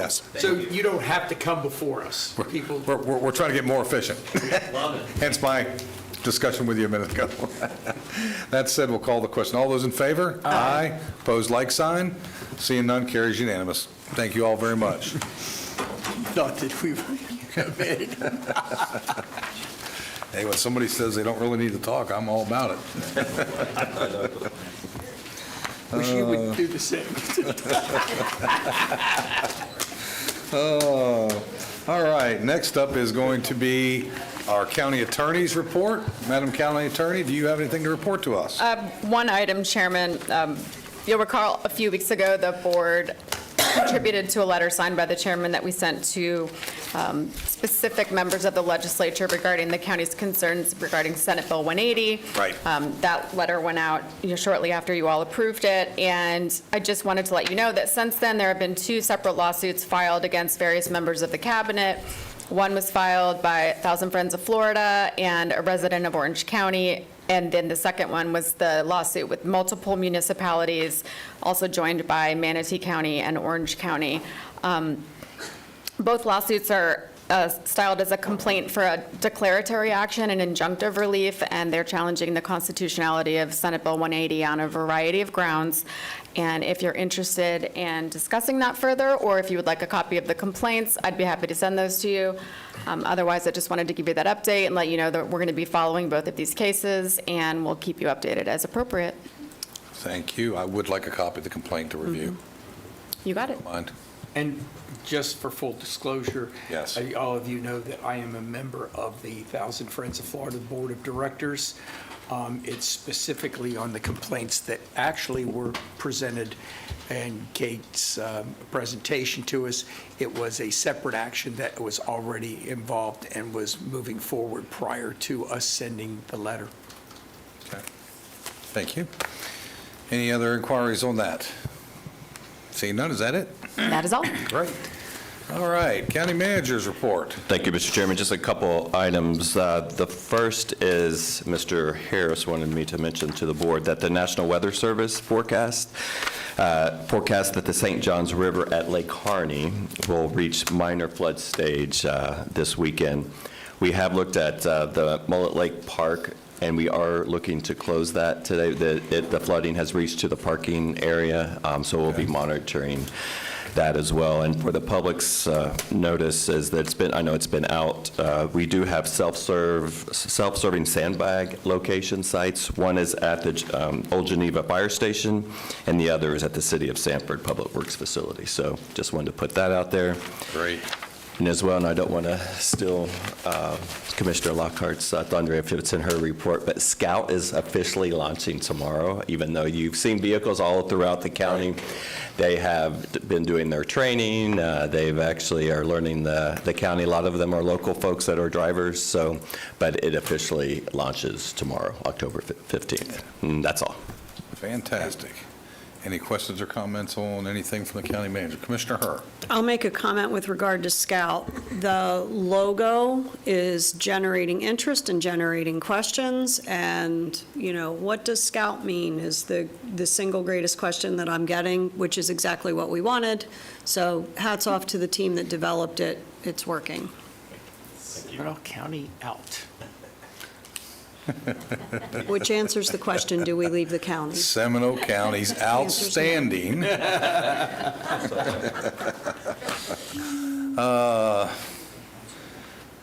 Anyway, okay. Commissioner Constantine, District 3, Commissioner reports. Thank you very much.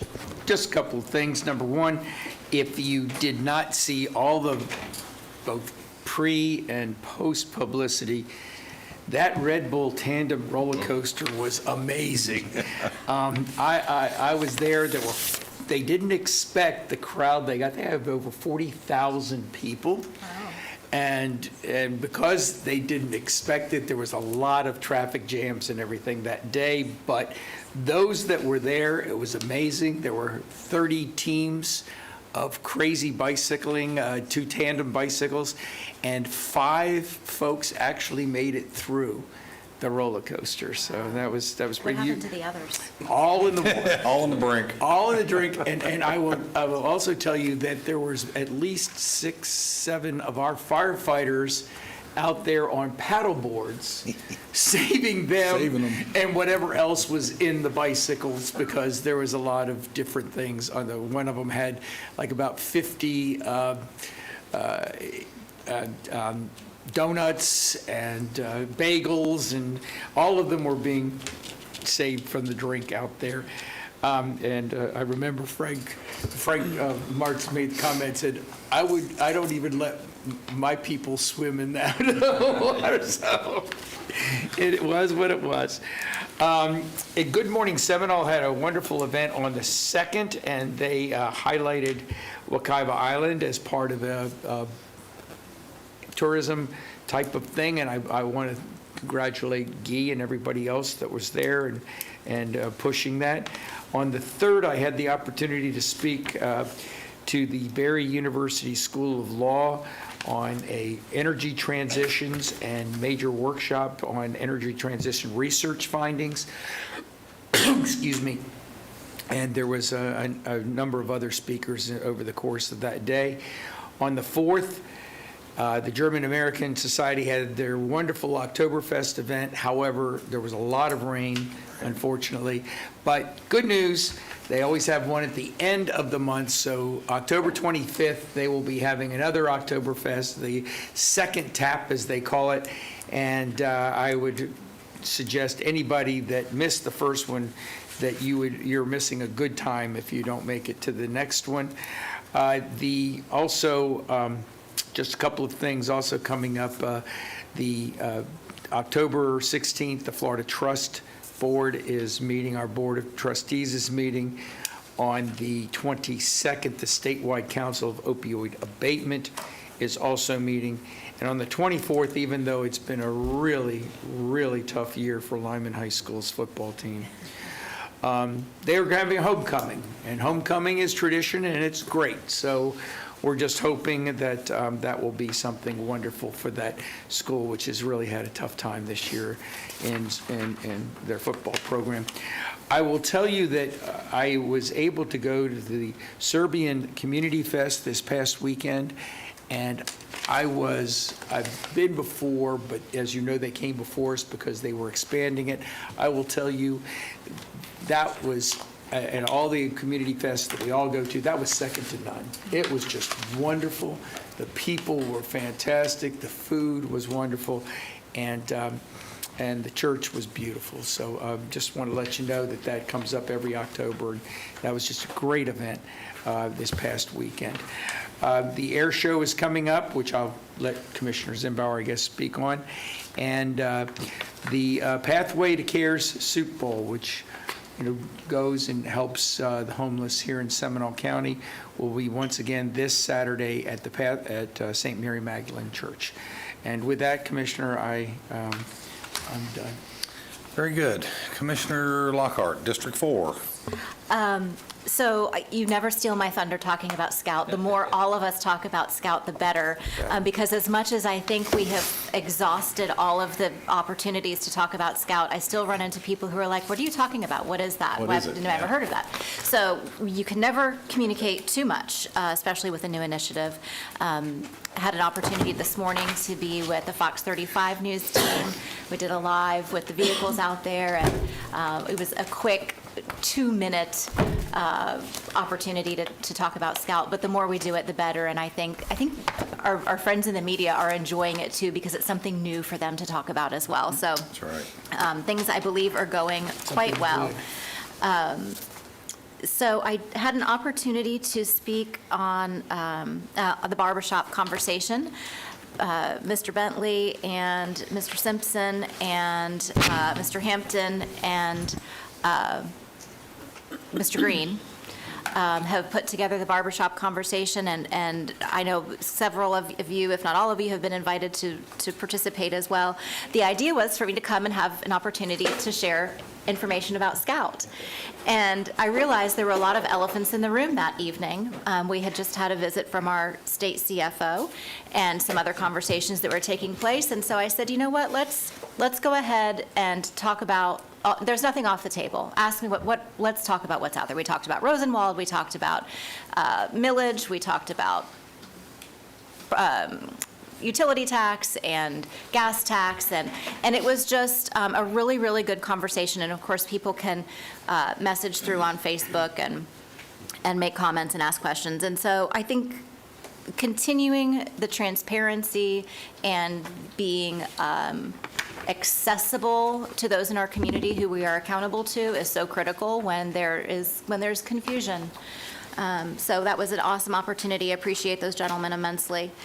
I'll let Commissioner Hurd talk about the ROM event. It was fantastic.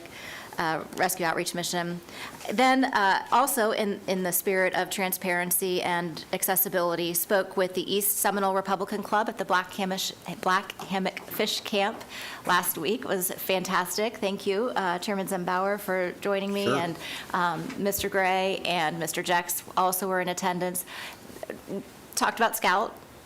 See, I just think I talk about Scout everywhere. How can everybody not know about Scout? And then also talked about what's going on with our budget and the perception that is out there right now that there is definitely another side to that coin, and I'm sure we'll talk about that some more maybe later or in another environment. But again, another great opportunity for people to ask questions. And we marinate in this stuff, we as commissioners and staff and the residents who attend our meetings regularly, but most people go about their daily lives and they are living them, and they are not paying attention to all of the minor details of things that happen here. And so it is not, it shouldn't surprise us when there's confusion and when people can be easily taken advantage of by being given Dishonest information? information that isn't entirely accurate. It's easy to have happen. So appreciate that group very much, having the dialogue and the opportunity. I think we all learned some things that evening, and look forward to being able to go back and have a follow-up. Base Camp Children's Fundraiser, I think Commissioner Herr probably is also going to talk about that, but the Golden Nutcracker, which is a fundraiser for children's cancer families that are experiencing that. Those of you who remember Alice Weinberg, who worked with the property appraiser David Johnson for years, that is her passion project, and her late husband, Jim Weinberg, she's continuing that, and we were able to go and be a part of that and had a good time. The other event that I attended this last week, or 2 weeks ago, they're starting to run together, was Private Business Associates of Seminole. I am not a member, but as an elected official, they invite us as guests, and it was a great presentation.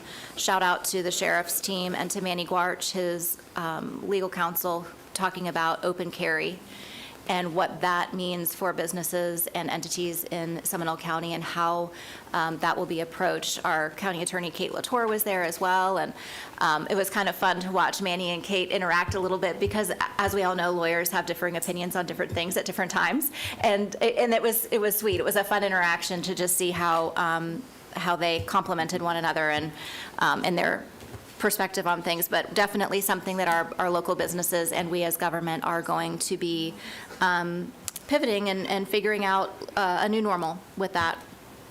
And that is all I have. Thank you, Commissioner Lockhart. Commissioner Herr, District 5. So I'll pick up where you left off on that and not repeat anything. I think the most remarkable thing from the PBAS discussion was the fact that there was a collaboration and a collaborative spirit between the sheriff's attorney's office and our attorney's office that is remarkably different from what it's been in the past and remarkably improved. And that was noticeable in the room, and so worth mentioning. The base camp event was indeed fantastic, and I'll give a shout out to Highland. Highland did sponsor the table, and we got Florida Blue to match the table, and so we think they did really well that night. The Rescue Outreach Mission Gratitude and Action Luncheon, this is their big public fundraiser every year. It was the most highly attended. And interestingly enough, there were about 28, 29 tables of 10 in the room, and that's about the number of people that we anticipate housing in the next year. So it was remarkable to ask everyone to stand up and look around and say, this is about how many people will not only forget how many we put in a bed with food in their bellies at night, these are the folks that we're going to move into housing. So the outcome was good. The staff did an amazing job. They've come such a long way. And I'll give a shout out to the Towers Award winner. It was our own Chief Lisa Spriggs for all of the work that she did on the financials to get them from where they were prior to my time on this board to where they are today. I loved the new location and the new format. We agree. It was fantastic. We agree. It was well done. Thank you. I'll give them that feedback. I've given them that feedback. We're thinking the same. I also did a tour of the Supervisor of Elections office recently. If you have not done that, it's worth doing. I think there's invitations out to everyone. There's been a significant amount of work on a fairly shoestring budget, including donations from the Sanford Mall at the point that they closed, and lots of trucks, and it's changed the entire storage dynamic there because of the shelving they were able to secure, but also a lot of work on on streamlining the actual counting process so that things aren't moving around the way they were moving around. So worth seeing. I would encourage you all to go. On a bigger and much more expensive note, that was for the hides in the back, so on a bigger and much more expensive note, it's not falling short on us that this is happening. The CFX board did vote to advance the 417 extension to Orlando Sanford Airport with the idea that there are partnerships required. Darren and Michelle, so the two CEOs of the organizations, are going to work together to build a plan to look for those partnerships so that progress can happen. So that was the putting the period at the end of that sentence and starting the new stage of that process.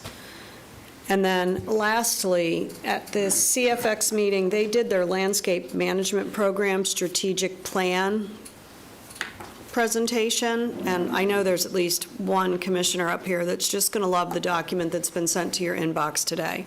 So there's no need for us to duplicate work. It's already been shared with our team, but this is the document that I thought might be helpful. And their consultant is Dix Height, our own little Seminole County. They're not little, but they're a Seminole County-based business. And that is it. Thank you, Commissioner Herr. District 1 is absent. Commissioner Delary is on vacation, so we will go to my district. October 6th was a fundraiser, CEO build for Habitat of Humanity. We raised a great bunch of money, even though it was raining most of the morning. We actually came together and helped build another unit. I will tell you that some of the attendees that don't know me personally might have been a little surprised that I know how to work a saw and a drill and nail guns and those kind of things. It was a great event. It really was. We had a lot of CEOs from the local area as well as other counties surrounding that came in, donated and worked with us. Great cause and good work there. Sanford Orlando International Airport Board meeting October 7th. Happy to report record flight numbers for June and July. August is slightly down, but we intend to come into our busy season as things moving forward there. A lot of good things happen at the airport. There's UCF is coming to hopefully come to the airport. There's been a signature penned and inked to the agreements, so that's going to be a good start. There's other entities that are interested, but they are working also on long-term leases, which is going to take some governmental action up at the federal level, and I understand that Robert Utze, who's here today with us, is helping spearhead that initiative to get our legislatures to understand that, you know, the non-airway properties that could be used for commercial are going to need more than, you know, for big investment, more than a 50-year lease term to get a return on their dollar. So that's moving forward. Sharing Center, of course, if you all saw the news, was awarded $342,865 from Big Nova Foundation to renovate the Oasis showers in the facility. Big grant or big land there. I attended the Swana International event at the landfill this weekend. That was interesting, never knew it existed. Matter of fact, when staff came to me and said, you know, we'd like you to go out to the landfill on Saturday. I said, I don't have any trash to take out there.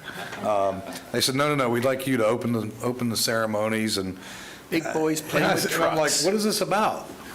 So it's about competition for solid waste employees working bulldozers, track hoes, excavators, fixing trucks, fixing equipment, running through obstacle courses with the equipment, moving debris, how quick they can move it and get it back, and all this. Pretty neat. It was like the U.S. championship. There was teams from all over the country there.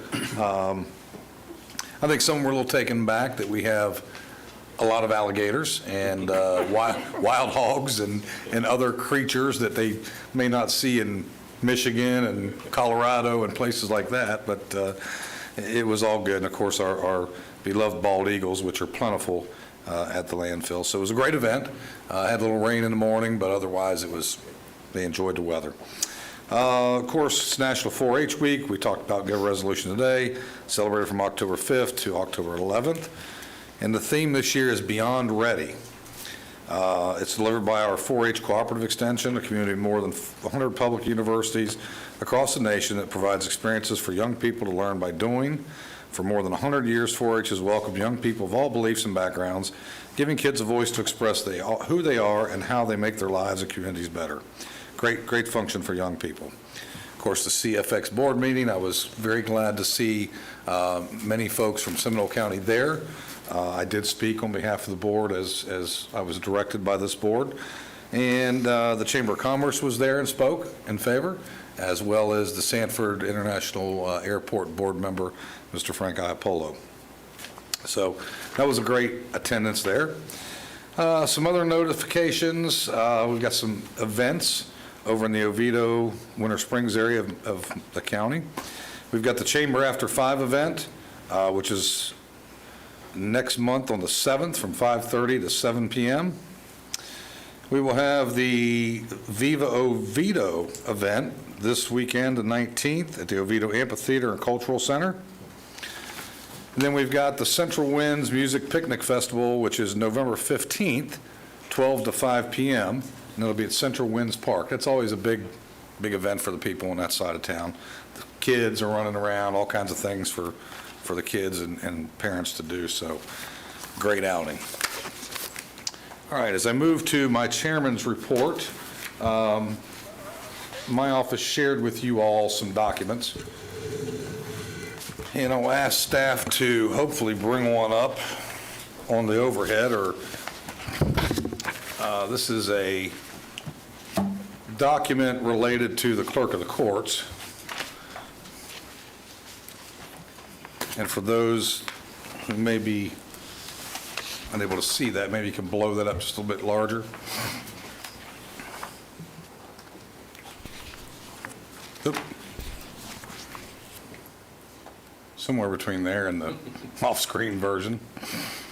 So, I mean, we've all seen this before. We saw this during our budget process, and a lot of discussions went on. And basically what this shows, in light of the CFO, Mr. Blazingoli, being here this past week, as many of you know, we were requested to share all of our documents with them in April, early May, which we did.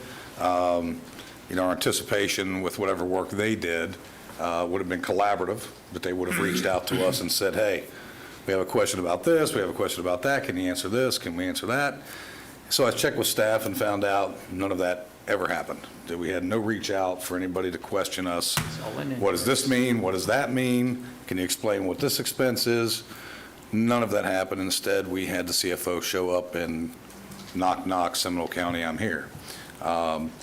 Which brings us to, we know we've all reviewed this. We've been living this for well over a year. This budget cycle, our staff is probably worn out by now because we asked them to start working on this a very long time ago. And we forced them to go back and work through it. We forced ourselves to go back and work for it. We've brought people from Florida State to do an AI run on this budget. We've also brought people from the outside to make a run on this budget. So we've done everything that we think is reasonable and prudent to do that. But there is one area, and first let me say, I don't disagree with Mr. Angolia's mission to make sure there's not waste, fraud, or abuse. I think all 5 of the commissioners that sit here agree with that as well. But we do expect collaboration. If there's something, more eyes are better. If somebody sees something, tell us. Let's have that candid conversation. If somebody thinks we have one employee too many in community services or, whatever it might be, let's have that conversation and help us understand. We don't know everything. But the one that sticks out in my mind was the simple 5th grade math equation that was done was basically take 5 years worth of our total budgets, apply a CPI to it, which if you take a page out of President Trump's book is CPI is what's it really worth? What does it really designate? It may or may not be 100% accurate. Then we apply a population content to it, And we come out with a 28% number is what the CFO comes up with. And I don't disagree with those numbers. If you take that equation, those numbers are accurate. But that's like taking somebody's tax return and looking at the front page and the back page, and you can answer what their income was in between and what their billing was in their write-offs. Can't do it that way. It's the context. But one that really stuck out in my mind, which I was shocked, because there's two budgets that the CFO has direct oversight on. That is the county's tax collector and the clerk of the courts. The tax collector actually has a state algorithm that must adhere to that budget. The clerk's not so much.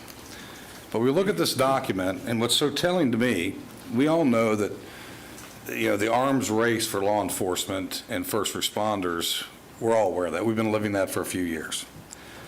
We look at the growth in the budgets based on the CFO's analogy, 2019 up to 2025.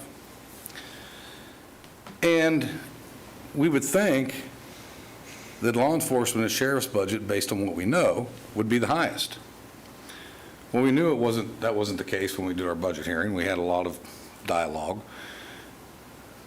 The clerk's budget has grown 90%, more than any constitutional, more than any department in this county. 90% growth. We've asked questions. We get answers. Sometimes we don't get answers. We have bonuses given out, which we're told aren't bonuses. And yet, the one of two items that the state CFO has oversight on, this was never mentioned. A 90% egregious growth on a constitutional officer's budget was never mentioned by the CFO. In addition to that, the year prior, the previous CFO did send a letter of approximately 6 pages, which you all have, which outlines some accounting concerns. I can't tell you if the new CFO has seen this or whether he's reviewed this at all. At that time, it was the Honorable Jimmy Petronas was the Chief Financial Officer. So I just went on a little practice run. We did talk about this to some extent, but if you'd bring up the next slide. So I sat with staff and I ran some analogies. So if you start with the fiscal year clerk's adopted budget was $3,230,540. The fiscal year 26 clerk's adopted budget is $6,137,861. A $2,907,000 growth over that period of time. That's a 90% growth. Again, not even our first responders and our sheriff's office have that kind of growth.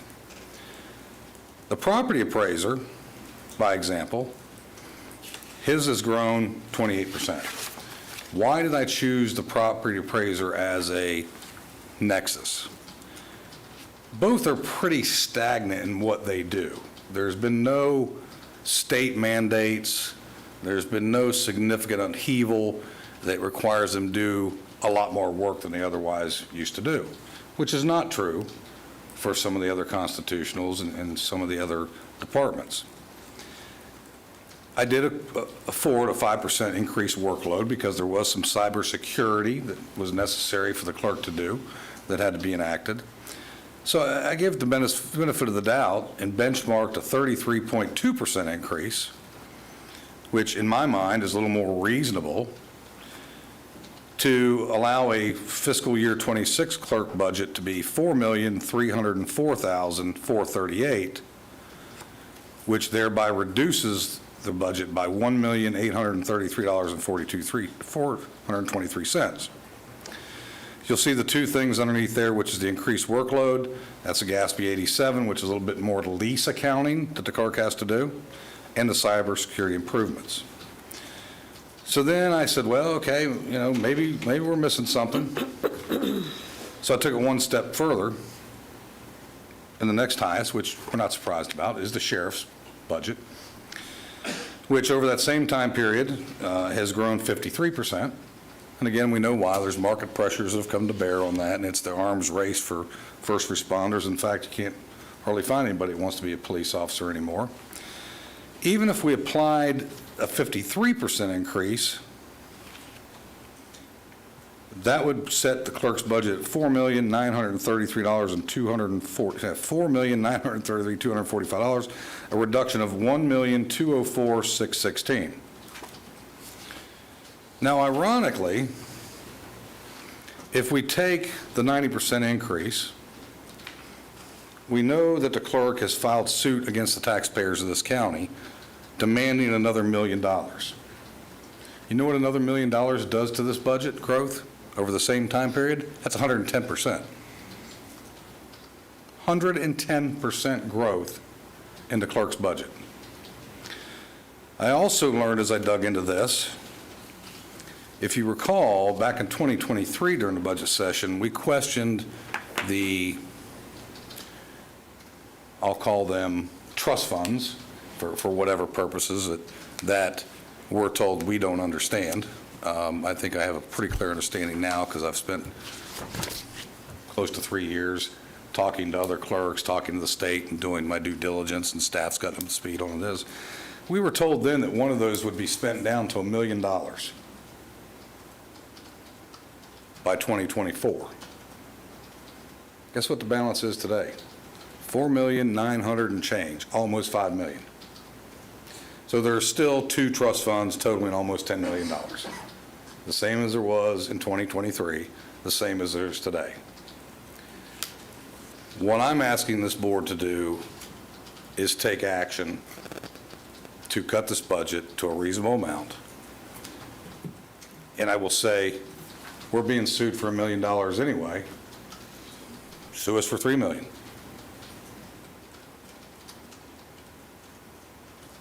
I am not okay with this budget.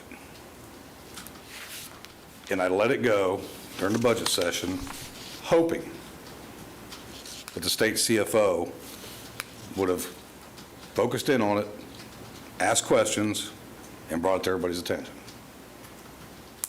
That at least has not happened so far. Whether we have that conversation today and take action, or we want to do it at a later date, I want to bring this to each and every one of you so you have all the information that I have and ask for your input.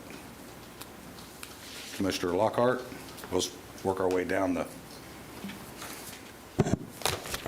I have questions, probably for our attorney and our county manager and team. First of all, is the $5 million, to use round numbers, and you said $10 million total in two trust funds? Just shy of $10 million, yes. Are those accounted for in those budgets that are up on that screen? No, ma'am. No. No. So there is money that the clerk holds within his oversight that is not being transparently, publicly disclosed to this board? Yeah, As a part of their budget?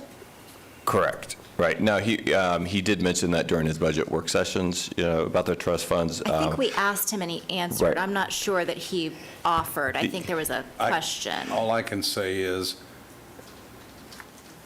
the county's checkbook is on the website.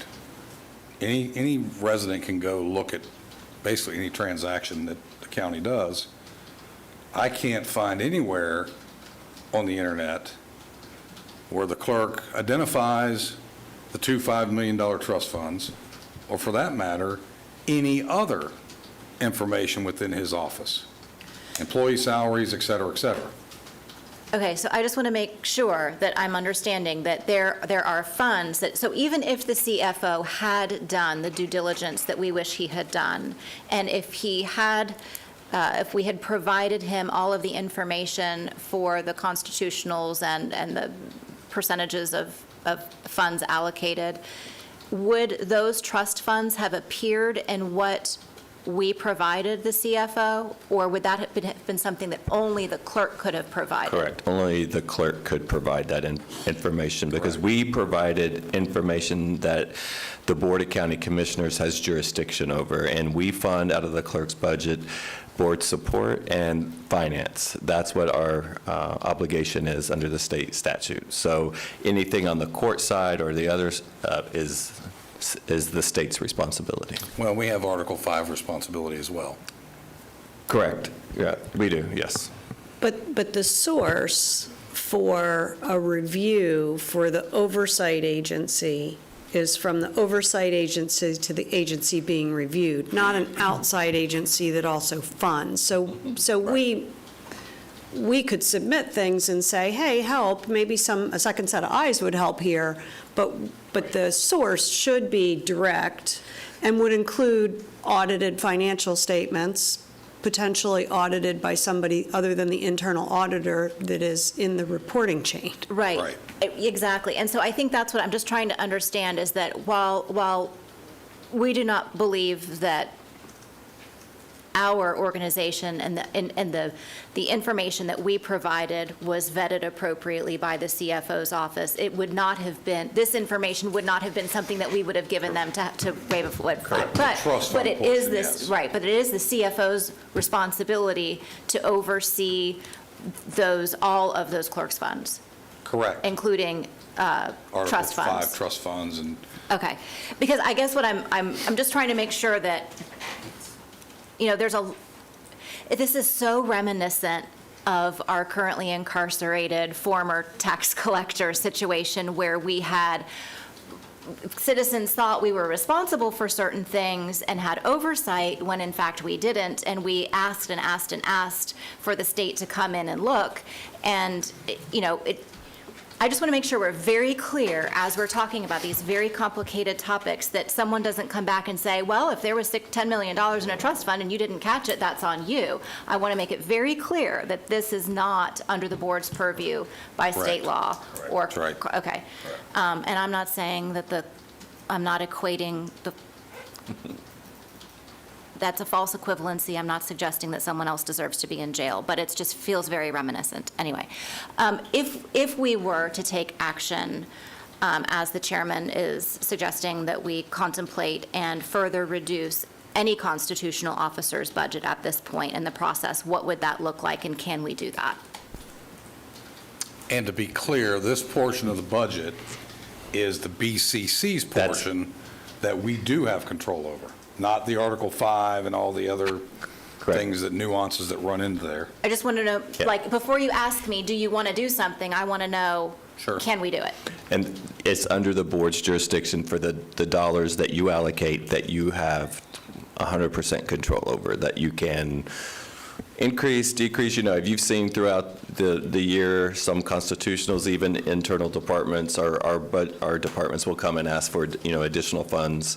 Yes, we have control over the Board of County Commissioners funds, the general fund, yes. And historically, the clerk has come back for mid-year BARs. Right. Increases. And increases, and originally, they were not being counted. Right. If you all remember my first year up here struggling with the math of that percentage is not the percentage, because the BAR was being added almost immediately after the beginning of the fiscal year, and we were measuring off of the BAR plus the original budget for future increases. So that was always being left out. Well, New documents don't do that, which is why it changed the trajectory. And it looks very different. Well, and to your point exactly, the first time this came on my radar was the year of COVID.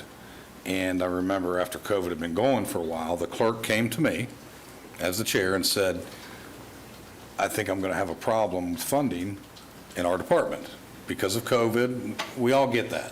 The courts weren't collecting money, fines and penalties weren't happening. So rational, okay, Grant, I've got it. What is it you think you need? And I think he asked for, $190,000, give or take at that point. I went to the then county manager, explained it to him. We had a meeting, and we determined that we would give them the $190,000 to fill that void and gap. Guess what we got back at the end of the year? Just shy of $190,000.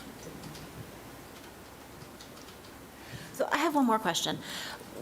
When we have asked for the last many years for the source of the trust funds, how did they get accumulated, and what is their initial source? Like, how does the clerk accumulate $10 million to put in trust funds if monies are supposed to be coming back to the board or being sent to the state? And I know we were working with Ms. Bailey Brown at one point. She was trying to get that information from the clerk's office.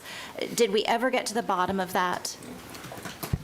She probably can explain it if you want her to come up. It's the 190 fund and the Article 5 fund. Yes. All have specifics.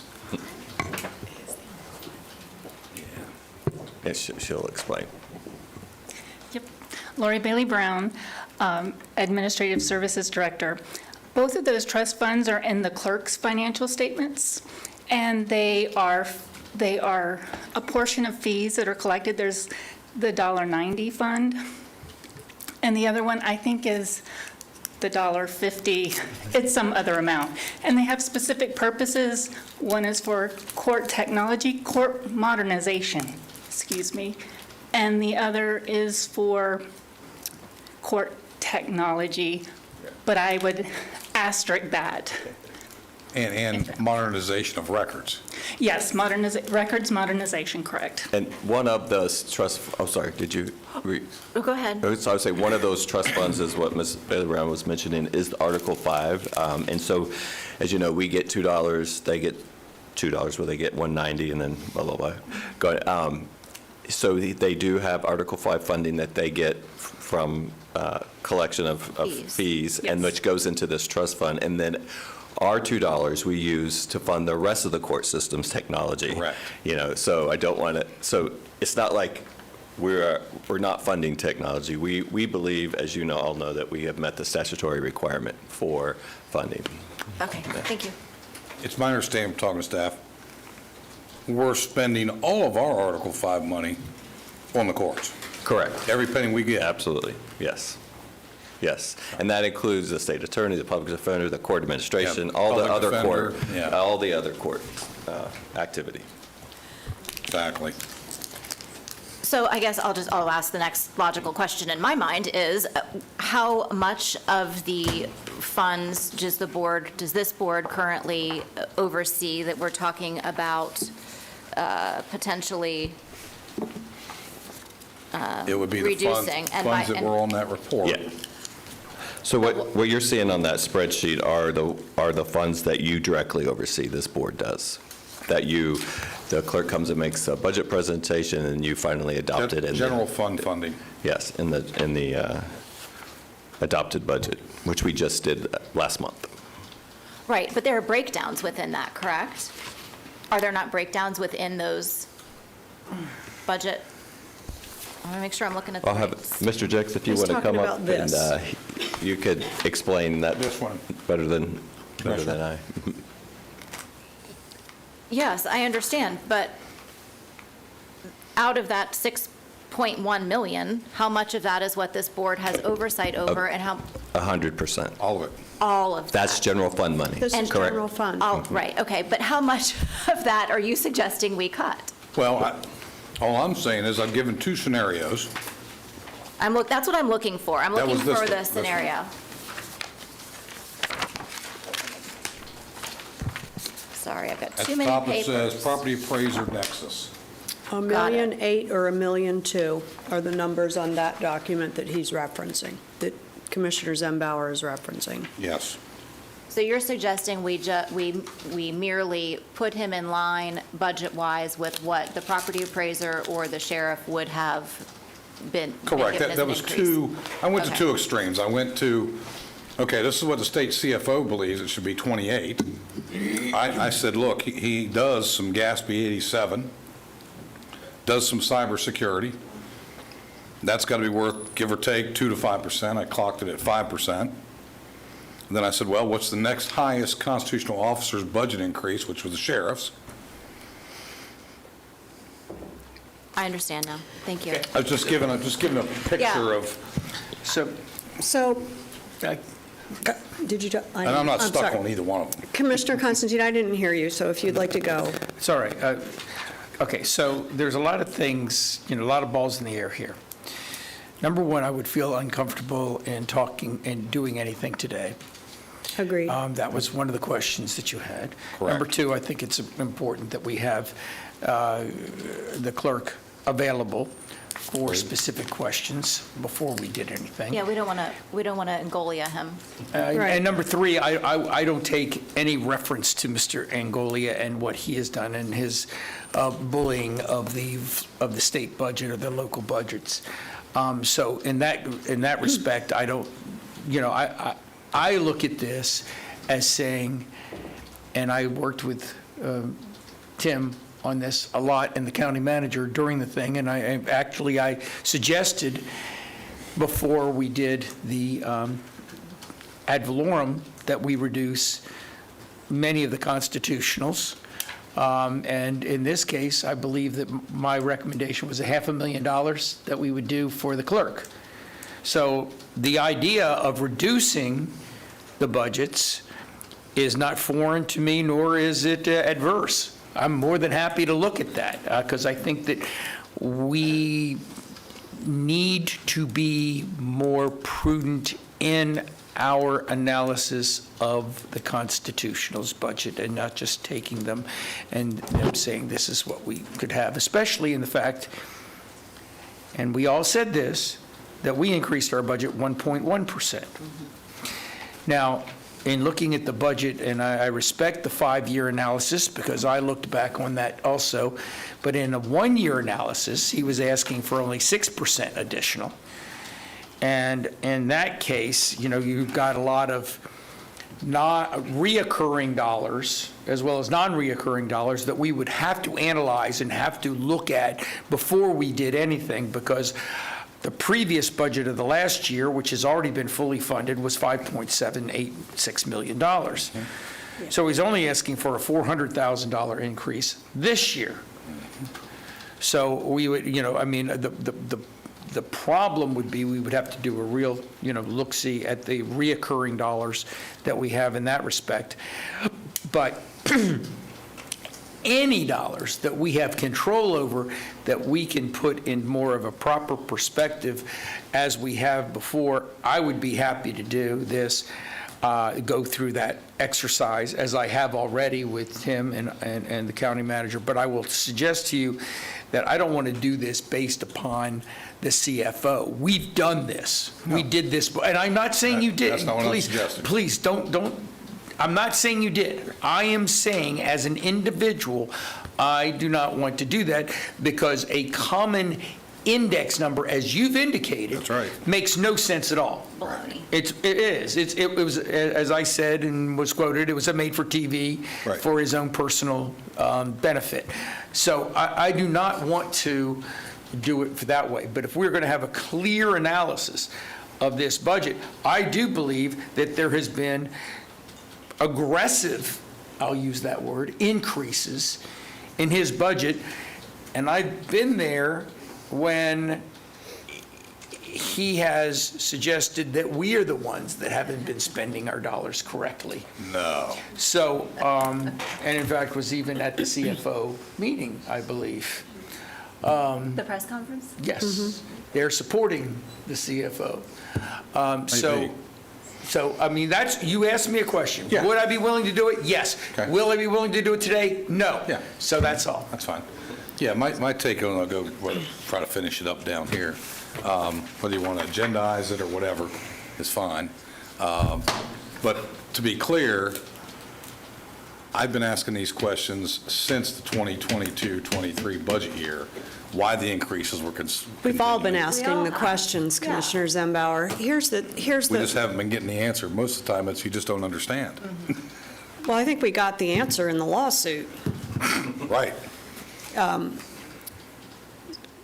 My perspective on this is that timing is everything, and that this isn't the time to do this.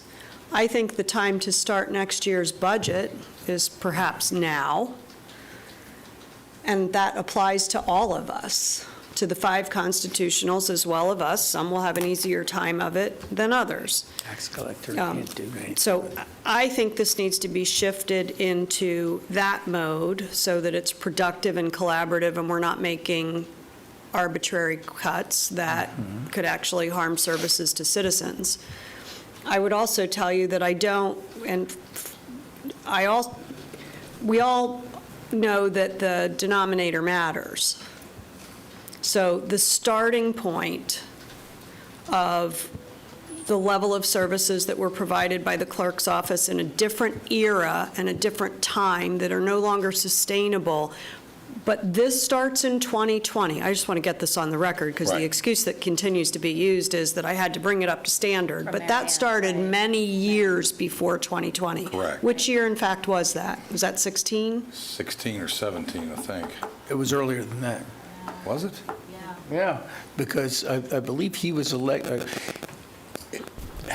either it was 14 or 16, yes. Okay. Correct. So there's at least 4 years before 2020 where there was the budget probably, if we look back to then, it's probably gigantic, which would not be fair. I don't know that we can sit here and say that they're not doing additional work. We're not in those operations every day, and that this is the same thing. Here, my mother. Just because Sally down the street is a jerk doesn't let you be a jerk. You need to be above it. So I'm going to live to that. She also did not use the word jerk, and so I cleared that up. She used other words. And so I don't want to do what the CFO did to us to others. I don't want to be non-collaborative with the clerk. However, we have built this pattern where the conversations are not conversations. Correct. And that has to stop, where we simply get beaten about the head, and when we don't get our way, then we say, okay, well, I'm going to go hire a lawyer, or I'm going to go tell the public that it's the county that's spending money erroneously, and I'm going to publicize their checkbook, but I'm not going to publicize my own, because transparency is apparently only applicable to us. We really have to get better than that all the way around, and that includes us. So I don't want to do this now, and I don't want to agendize, I don't know if that's a word, but I don't want to add this to the agenda as a singular item. What I do want to do is I want to continue to work on the budget. We passed a millage increase that doesn't have to stand into perpetuity. Right. The whole thing needs to continue to be worked on. This is one component of it. What I will tell you, though, is the benefit that the smaller constitutionals get in the budgeting cycle is that, well, even in your largest number, Commissioner Zimbauer, it's $1 million on a $1 billion budget. And how much shelf space do we have for that? We don't have shelf space for it. Well, what we need to do is these guys need to become Cheetos, right? There used to be only one flavor, Cheez-Its. There used to be only one flavor. It occupied this much of the shelf.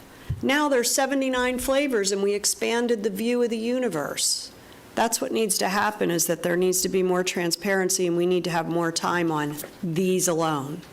I don't think it has to happen exclusively in the budgeting cycle. If we were a business, I can tell you, these damn meetings would be happening right now. That's right. So if that's what we're asking for, then yes, we need to do that. That will also require that we acknowledge that the work that gets levied onto the county manager's office as a result of the work that has to happen, not to mention Tim, is significant, and we need to allow them to have the time to do that. I think we have to change the dynamic, or we're never going to get out of the cycle. I don't disagree with a lot that was just said, but I'm not interested in starting our budget session now. I think budgeting... The budget work, not the budget sessions. Budgeting is an ongoing daily occurrence that our staff should be looking at. What I am going to say is, we've been through plenty of work sessions, public hearings, We've had our constitutionals come in and speak to us, been collaborative as much as we can be. I have no problem with anybody else's budget as a constitutional officer. I've vetted that process. I've asked the tough questions. I've got the answers. Instead, what I get from the one that we're discussing now is, well, you just don't understand. It's a difficult understanding. Well, what I do understand is this line item is for work that's done for the BCC, not for the courts, not for anybody else. It's simply record keeping for this board. The minutes, records, documents, and that's it, our finance. And statutorily, I can find nothing going all the way back to 2012 moving forward where there's been any legislation that says the clerk has to do this now instead of what they're doing. I can find no directives. What I can find is what I would call good business practice, which is the new GASB regulations for leases, which is take some additional accounting. Got it, that's a given. Cybersecurity, which we're all dealing with in all departments. I understand that. Outside of that, there is nothing else. So if the will is to just let this roll at the budgeted item until next year's budget session, I'm not good with that. Mr. Lockhart. Somewhere between starting now and waiting is where I'd like to be. I think the time that we can use now is to gather more information so that we can better refine our questions that we can pose again. I do think at some point in time, it doesn't matter how collaborative you want to be if there isn't a willing partner on the other end. There's not much you can do about that. One of the questions that I would ask if we could find, back looking at Jimmy Petronas, former Chief Financial Officer's letter dated August 22nd, 2024. It's actually the Clerk of the Court and Comptroller's reply to the CFO's audit dated August 15th, letter dated August 15th, 2024. DFS recommendation, allocation methodology, and I think this is part of where we're talking about there's a lot of money, I believe, in that budget that is BCC related that maybe isn't. We may be supplementing other programs and processes, and this is where I think the former CFO may have hit the nail on the head. Correct. We recommend the clerk's office establish a method for sampling employees' time and effort between court-related and non-court-related functions to ensure the allocation of expenditures reflect an accurate appropriation of funds. The methodology should include a basis for concluding whether the budgetary calculations are accurate, which leads me to believe that wasn't in place before. We also recommend the clerk's office ensure that their payroll is allocated accurately according to employees' established percentages. So the clerk replied, acknowledged, we will conduct a time and effort study for all departments that perform court and non-court related functions to ensure payroll expenditures are accurately allocated. Can we find out if that has been done and if we could get a copy of that? Because I think one of the things when we were talking about the current clerk was very proud to present a type of homegrown software program that he had hired staff to create. And we were saying, well, that's all well and good, but if that's costing you more than an off-the-shelf program and these are the funds you have, you may have to abandon that mission and do it within the funds that you have allocated to you. I would imagine that there's something akin to that happening here with that group that's been created, but I don't. Do you see what I'm saying? No, Yes. I absolutely agree. And if you remember during the maybe 23, 24, when I brought up the study done by the state of Florida of all clerks of all 67 counties, there were 3 accepted off-the-shelf programs that all the clerks were using, and the state agreed those were the adequate. For court administration. Correct. The software was court administration. I remember specifically Correct. asking why we didn't consider outsourcing or buying off the shelf, and it was just because. Right. Right. And we wanted to sell it to other clerks. Well, Right, along with the T-shirts for jury duty. I didn't know Right. about the T-shirts at that time. And the other thing that, I point out is what we've been talking about, which is incentive policy.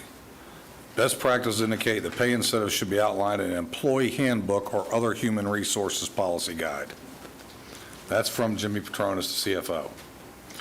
Having the policies documented are vital to maintaining consistency within the clerk's office, training new employees, and controlling risk. It goes on, et cetera, et cetera, et cetera.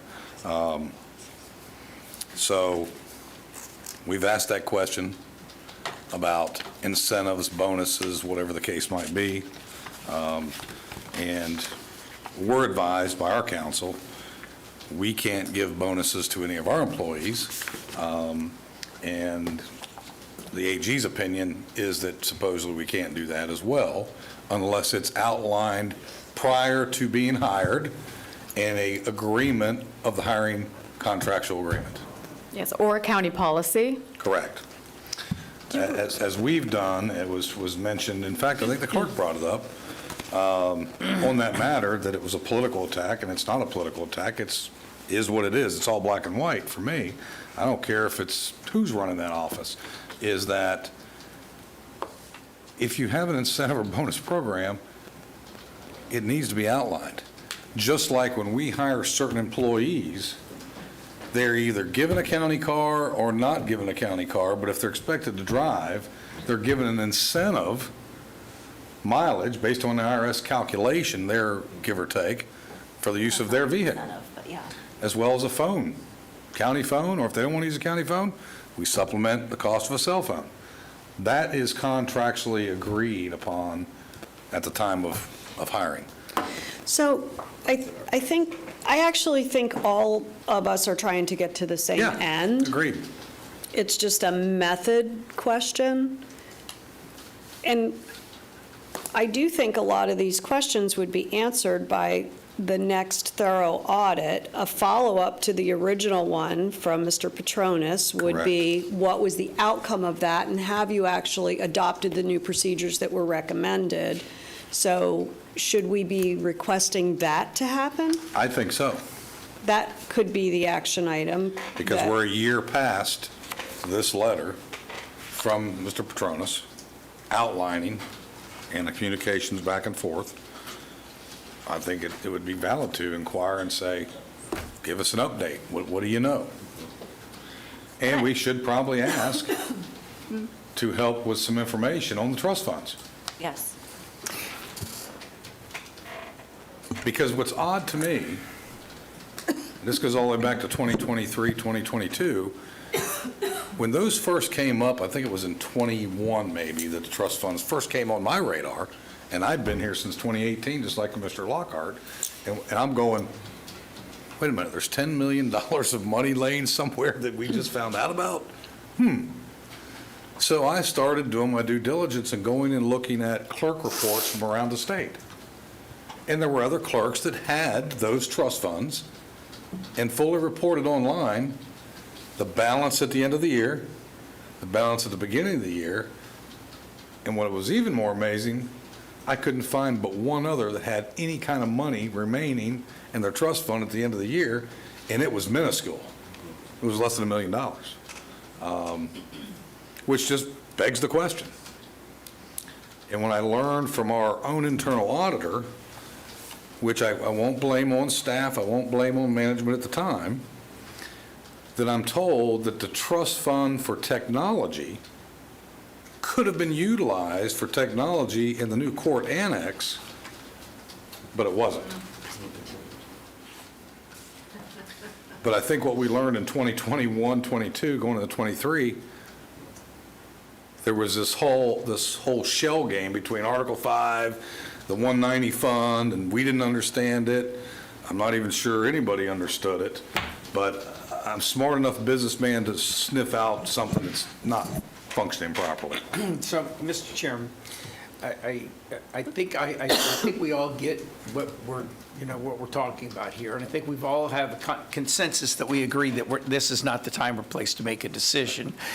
I also think that since we're getting into a number of different questions, and an adversarial situation that I don't feel comfortable in doing in the public directly, although it should be reported into public once we get the information. I think this is time to turn this over to our county manager to get these answers from the clerk and to bring that back to us. I think that would be the proper way to do this. What we do with it after that is, as Commissioner Herr indicated, wait until, later on to do it within the process of the 26, 27. What Commissioner Lockhart has done is, and we could cut it now, and I've even suggested that I would be, amenable to that if it is required. But I think right now we need to get the answers, and if we could sit up here and go all Agreed. day. Absolutely. I think we need to give all of these questions. Many of them have already been indicated by yourself, and I applaud your research, because I know how difficult that research is. Oh, yeah. That's a lot of hard work that you have put out there. And so I would say that we give it all to the county manager right now, and of course, he'll give it to Tim, and We work collaboratively. to get the information and to bring it back. Well, you'll work together, but he'll figure it out. Yeah.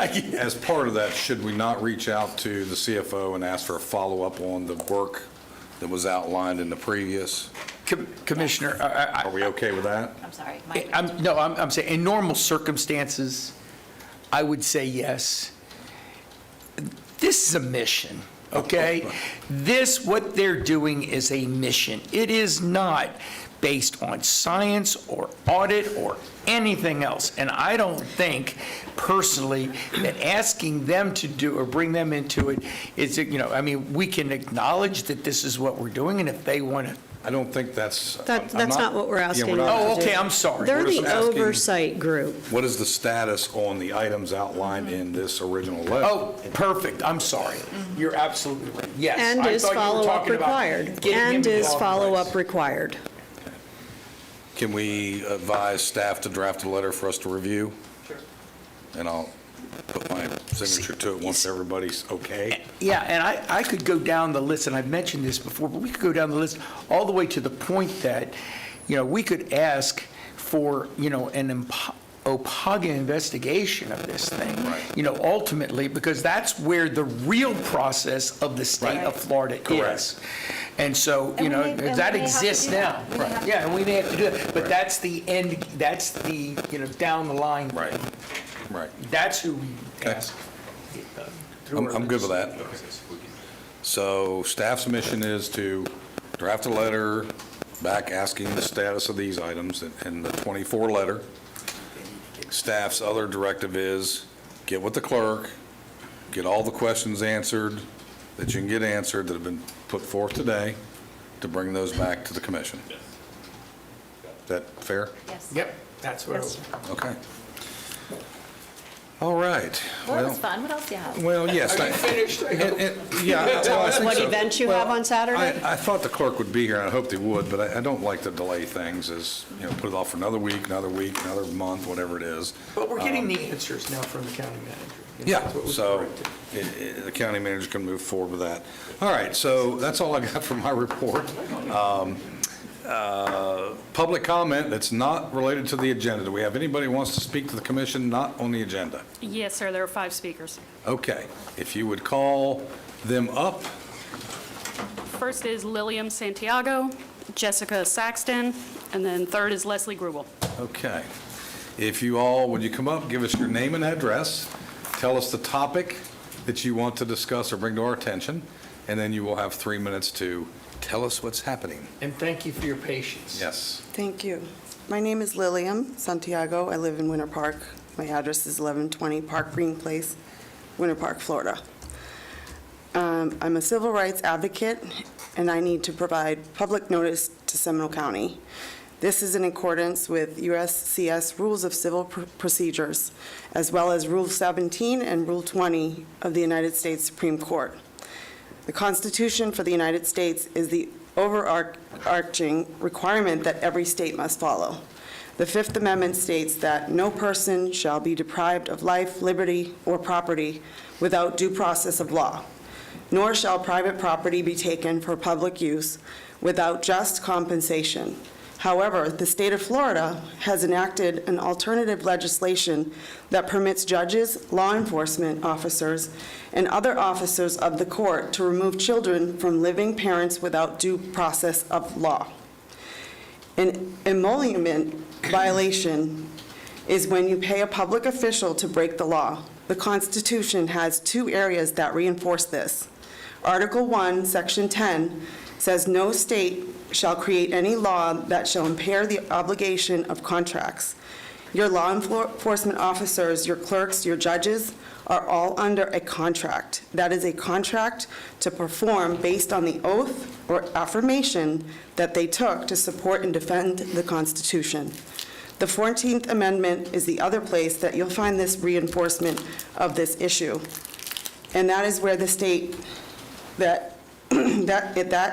it states that no state shall create or enforce any law that shall abridge the privileges or immunities of the United States citizens.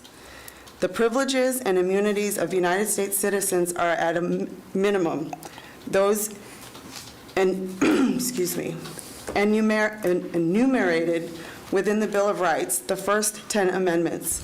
Unfortunately, the state of Florida has enacted a law in its inferior constitution that permits public officials, judges, law enforcement officers, whom you all pay, to violate the Constitution of the United States. As a result, there is an exuberant amount of children and parents being harmed by depriving them of their rights that are secured and protected by the Constitution. I'm here to notify you that if you continue to pay public officials to break the supreme law of this land, criminal sanctions can come from that. I'm asking you, honorable individuals, to please take a look at Amendment 5, confirm what I'm saying is to be true, and then direct your public officials to act in lawful, constitutional manner consistent with the obligations that are codified in the Constitution of the United States of America. Did you give us the statute that you're referencing? The Florida statute that you're referencing that is causing the concern? Florida statute. Yes. We're the county. No, but I can. Okay. Okay, Leave that for the thank next you. one. Thank you.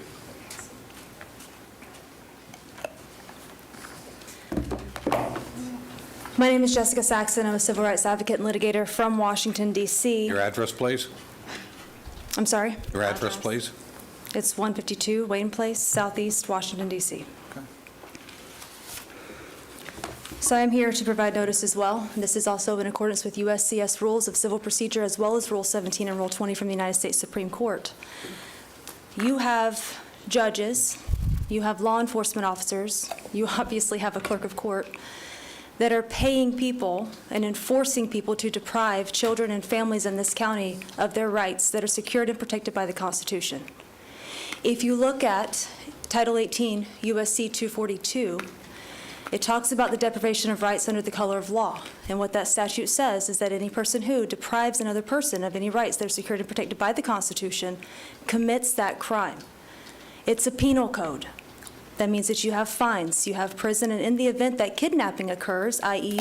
children are being unlawfully removed or detained without due process of law, like Ms. Sotomayor was just saying, then those individuals could be charged with kidnapping. The punishment, or a punishment for kidnapping in the event that deprivation of rights occurs, could be death. So I'm bringing this to your attention because I have evidence of 5 judges in this county whom you all are paying for the infrastructure to continue.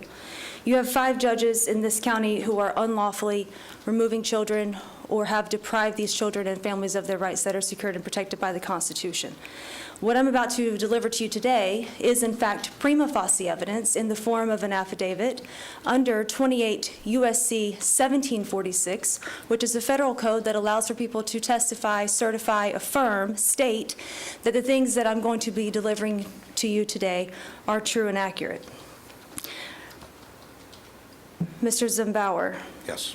I definitely appreciate the exposure for the clerk of court, the trust accounts, the 2 $5 million trust accounts, $5 million trust accounts that you exposed.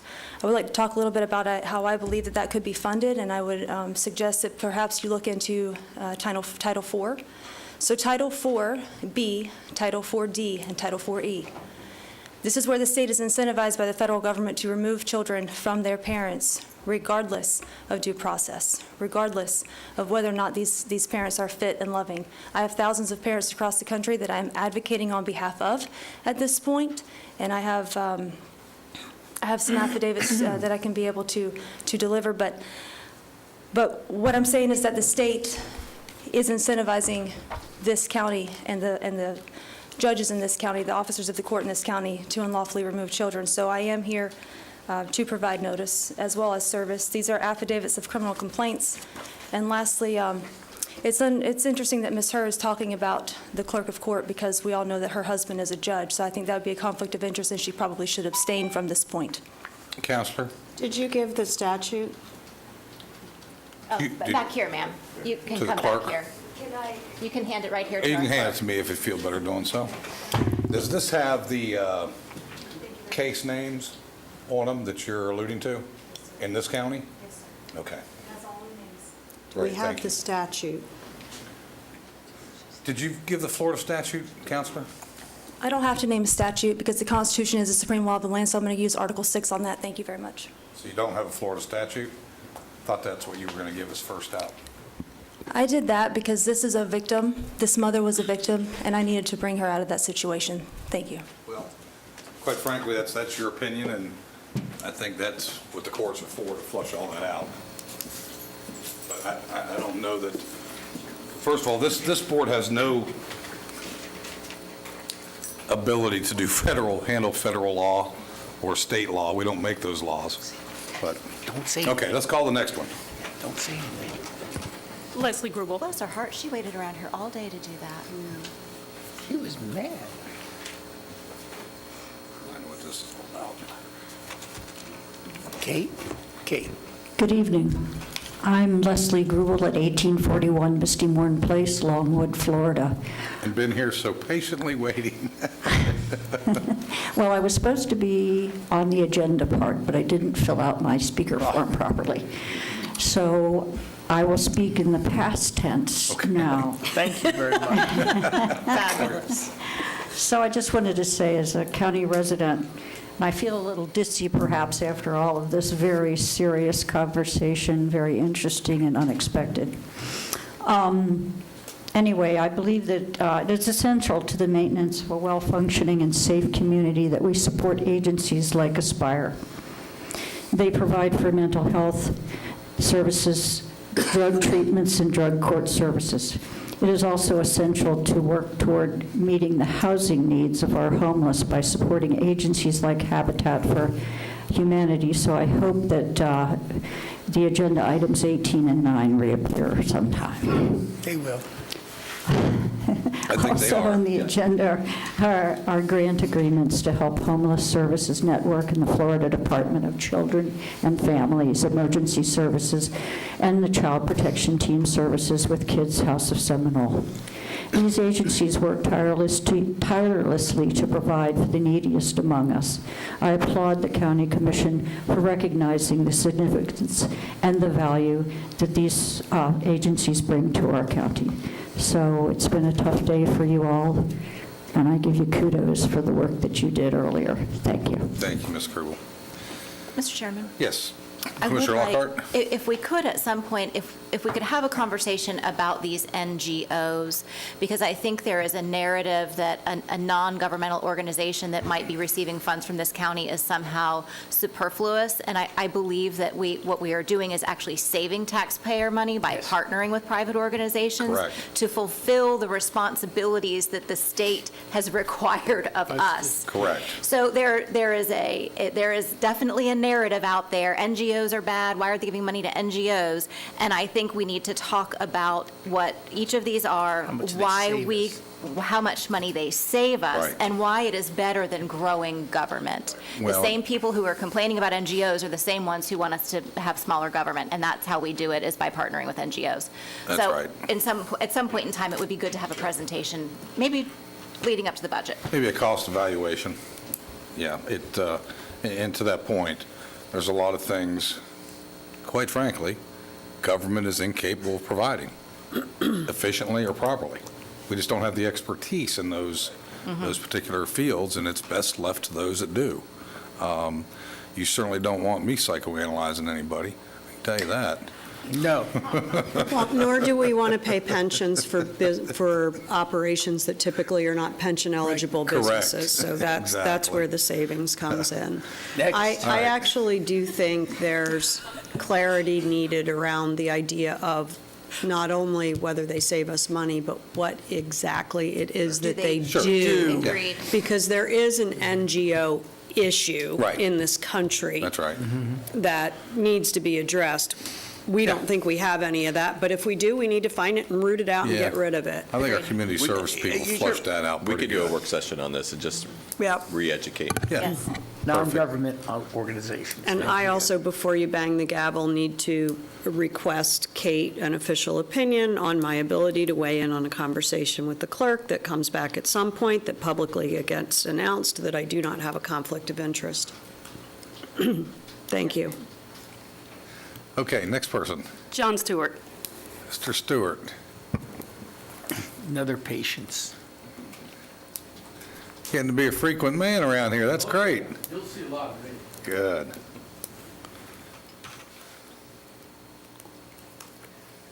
My name is John Stewart. I live at 693 Wycliffe Place, Winter Springs, Florida. Mr. Chairman, you've been in the news a lot lately, and I watched That's what the happens. budget hearing, but I wasn't there, and I was uncomfortable the way you treated our elected comptroller. Now I'm just disgusted, okay? Count his votes. We put him in his position 2 times in a row, and before that, we elected him to be our county commissioner. And I still remember his platform from all those years ago. He said, "I'm going to represent my constituents, not unelected bureaucrats." Because let's face it, birds fly because that's what they do, and fish swim because that's what they do, and unelected bureaucrats You know, put out their some fish- hand for some more fish can money fly, too. because that's what they do, okay? Now, you know, Mr. Chairman, that when our CFO does a FAFO, he excludes law enforcement and fire department, okay? But that's not what you're saying on TV, all right? Now, let's talk about some numbers here, because I had AI just compare our budget with some of the surrounding counties that are bigger than we are. County manager administration budget, Volusia County, $8 million. Brevard County, $7 million. Seminole County, $12 million. That's bigger than our comptroller, our bookkeeper's entire budget. Communications, Volusia County, $500,000. Brevard County, $600,000. Seminole County, $1.2 million. Strategic initiatives, Volusia County, $900,000. Brevard County, $1 million. Seminole County, $2.5 million. That's $7 million in less than 3 minutes. Now, you know, you can pick a fight with the bookkeeper if you want to, but remember this. It was the bookkeeper that took down Al Capone. Just saying, okay? That's all I really got to say. Thank you very much. Enjoy your day. Okay, Anybody else? Gabrielle Milch, and that's our last speaker. Ms. Mills? I think it was Al Capone that took down Al Capone. Yeah, it was. Yeah. And I wish some of our costs were only Okay, thank you. 12 million for the whole budget. Hey, Gabriel. Hi, we live in interesting times, that is for sure. We do. I'm here today to tell you I've been doing some volunteering in the community for the Sierra Club, the Central Florida Sierra Club, and there's a bear hunt that's going on in Florida in December. There's a lot of people who are concerned about bear hunting in this, but I would like to propose that me as a volunteer and getting a group of people together, we work on an urban bear aware issue program that would reduce human-bear conflicts. I live in the Wekiva subdivision, and on our camera a lot, we see the bears coming through. They look right in the window at me. They, size up my bird feeders and all those things. And so back in 2016, we did a bear fair at the Wekiva Library, and we set up different booths, and we had a station where people could bring their garbage cans to have bear-proof their buckles that you put on. It's a much cheaper, and FWC has assured that they've had it tested where the bears jump on the garbage cans and they can't pop them open. So I'm going to start with a pilot project at the Little Wekiva Brewery on the 16th, which is pretty close, but I wanted to let y'all know. And I'm going to try to put in some information for people to do private well testing and to learn more about their septic systems and kind of try to grow that in regards to that. But I'm also looking for volunteers from the community to help us do these bear fairs, because not everyone wants to come to the Little Wekiva Brewery and pull up a beer and talk about bears. But so maybe in schools and churches, the FWC and several other environmental organizations have curriculum that can go into the schools that can help educate kids. I know there's a lot of fear about bears when you're walking your dog. We've had several human attacks in Seminole County. The numbers are way down, especially since the ordinance that you all put forward, which you've had in place, and I'd like to use that as an example in helping other municipalities, not saying they adopt an ordinance, but trying to use those guidelines about when to take your trash out. And I'm going to get some information from the solid waste division on your urban bear program and utilize that. Hopefully we can get this to go statewide. I'm going to be proposing it. I'm on the executive committee for the Central Florida Sierra Club, which is Orange, Lake,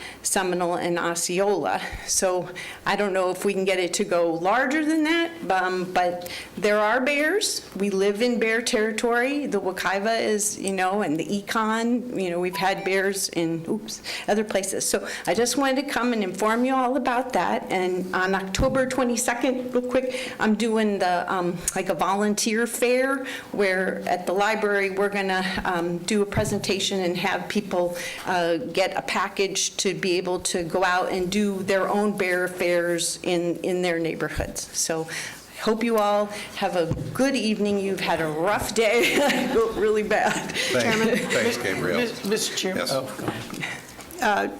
A couple of things. Number one, the county has some really good material already created on bear aware stuff, including postcards that get mailed to people that move into the bear areas. Okay. I have a bear that hung out on my front patio for about a month that drove my dogs crazy. That's how we knew he was out there, because they could smell him. It was chaos in the house. I will offer to you, my firm does sponsorships at the Seminole County Regional Chamber quite often, and we are often offered a table in the lobby, and they have hundreds of people that go through that operation. We never use it. I will let you know when I have one, and you are welcome to the table. Thank you. We'll put a Highland table cover on it, and you can have your bear stuff. Fantastic. You can have bear stuff. As you And know, people will wonder why Highland's in the bear business. Maybe I shouldn't do that. Commissioner, That's very cool. Just to add to that, I wanted to congratulate the Sierra Club for coming up with a novel idea. you know, you can be for the hunt or against the hunt if you want to, but with them buying, you know, a lot of the $5, you know, initiatives, which essentially said, I think one person even put up $200,000 or something to buy how many that makes. The choice to get a bear hunting license. Exactly, and I think that 40 of them went to people that were never going to use them. I just find that novel and such a wonderful idea. If you're against something, take action, and I just thought that was really great. Thank you, Gabrielle. All right, It's always thank a you. joy to see you. Thank you for your work. Any additional speakers? No, sir. Anything else for the good of the order? No, but thank you for raising a difficult conversation. I think we're well on our way to figuring out where we go. Yeah. No, it was- Broader than just this. Yes, Yep. No, agreed. Appreciate it. Agreed. All right, Good work. we'll be adjourned. Thank you.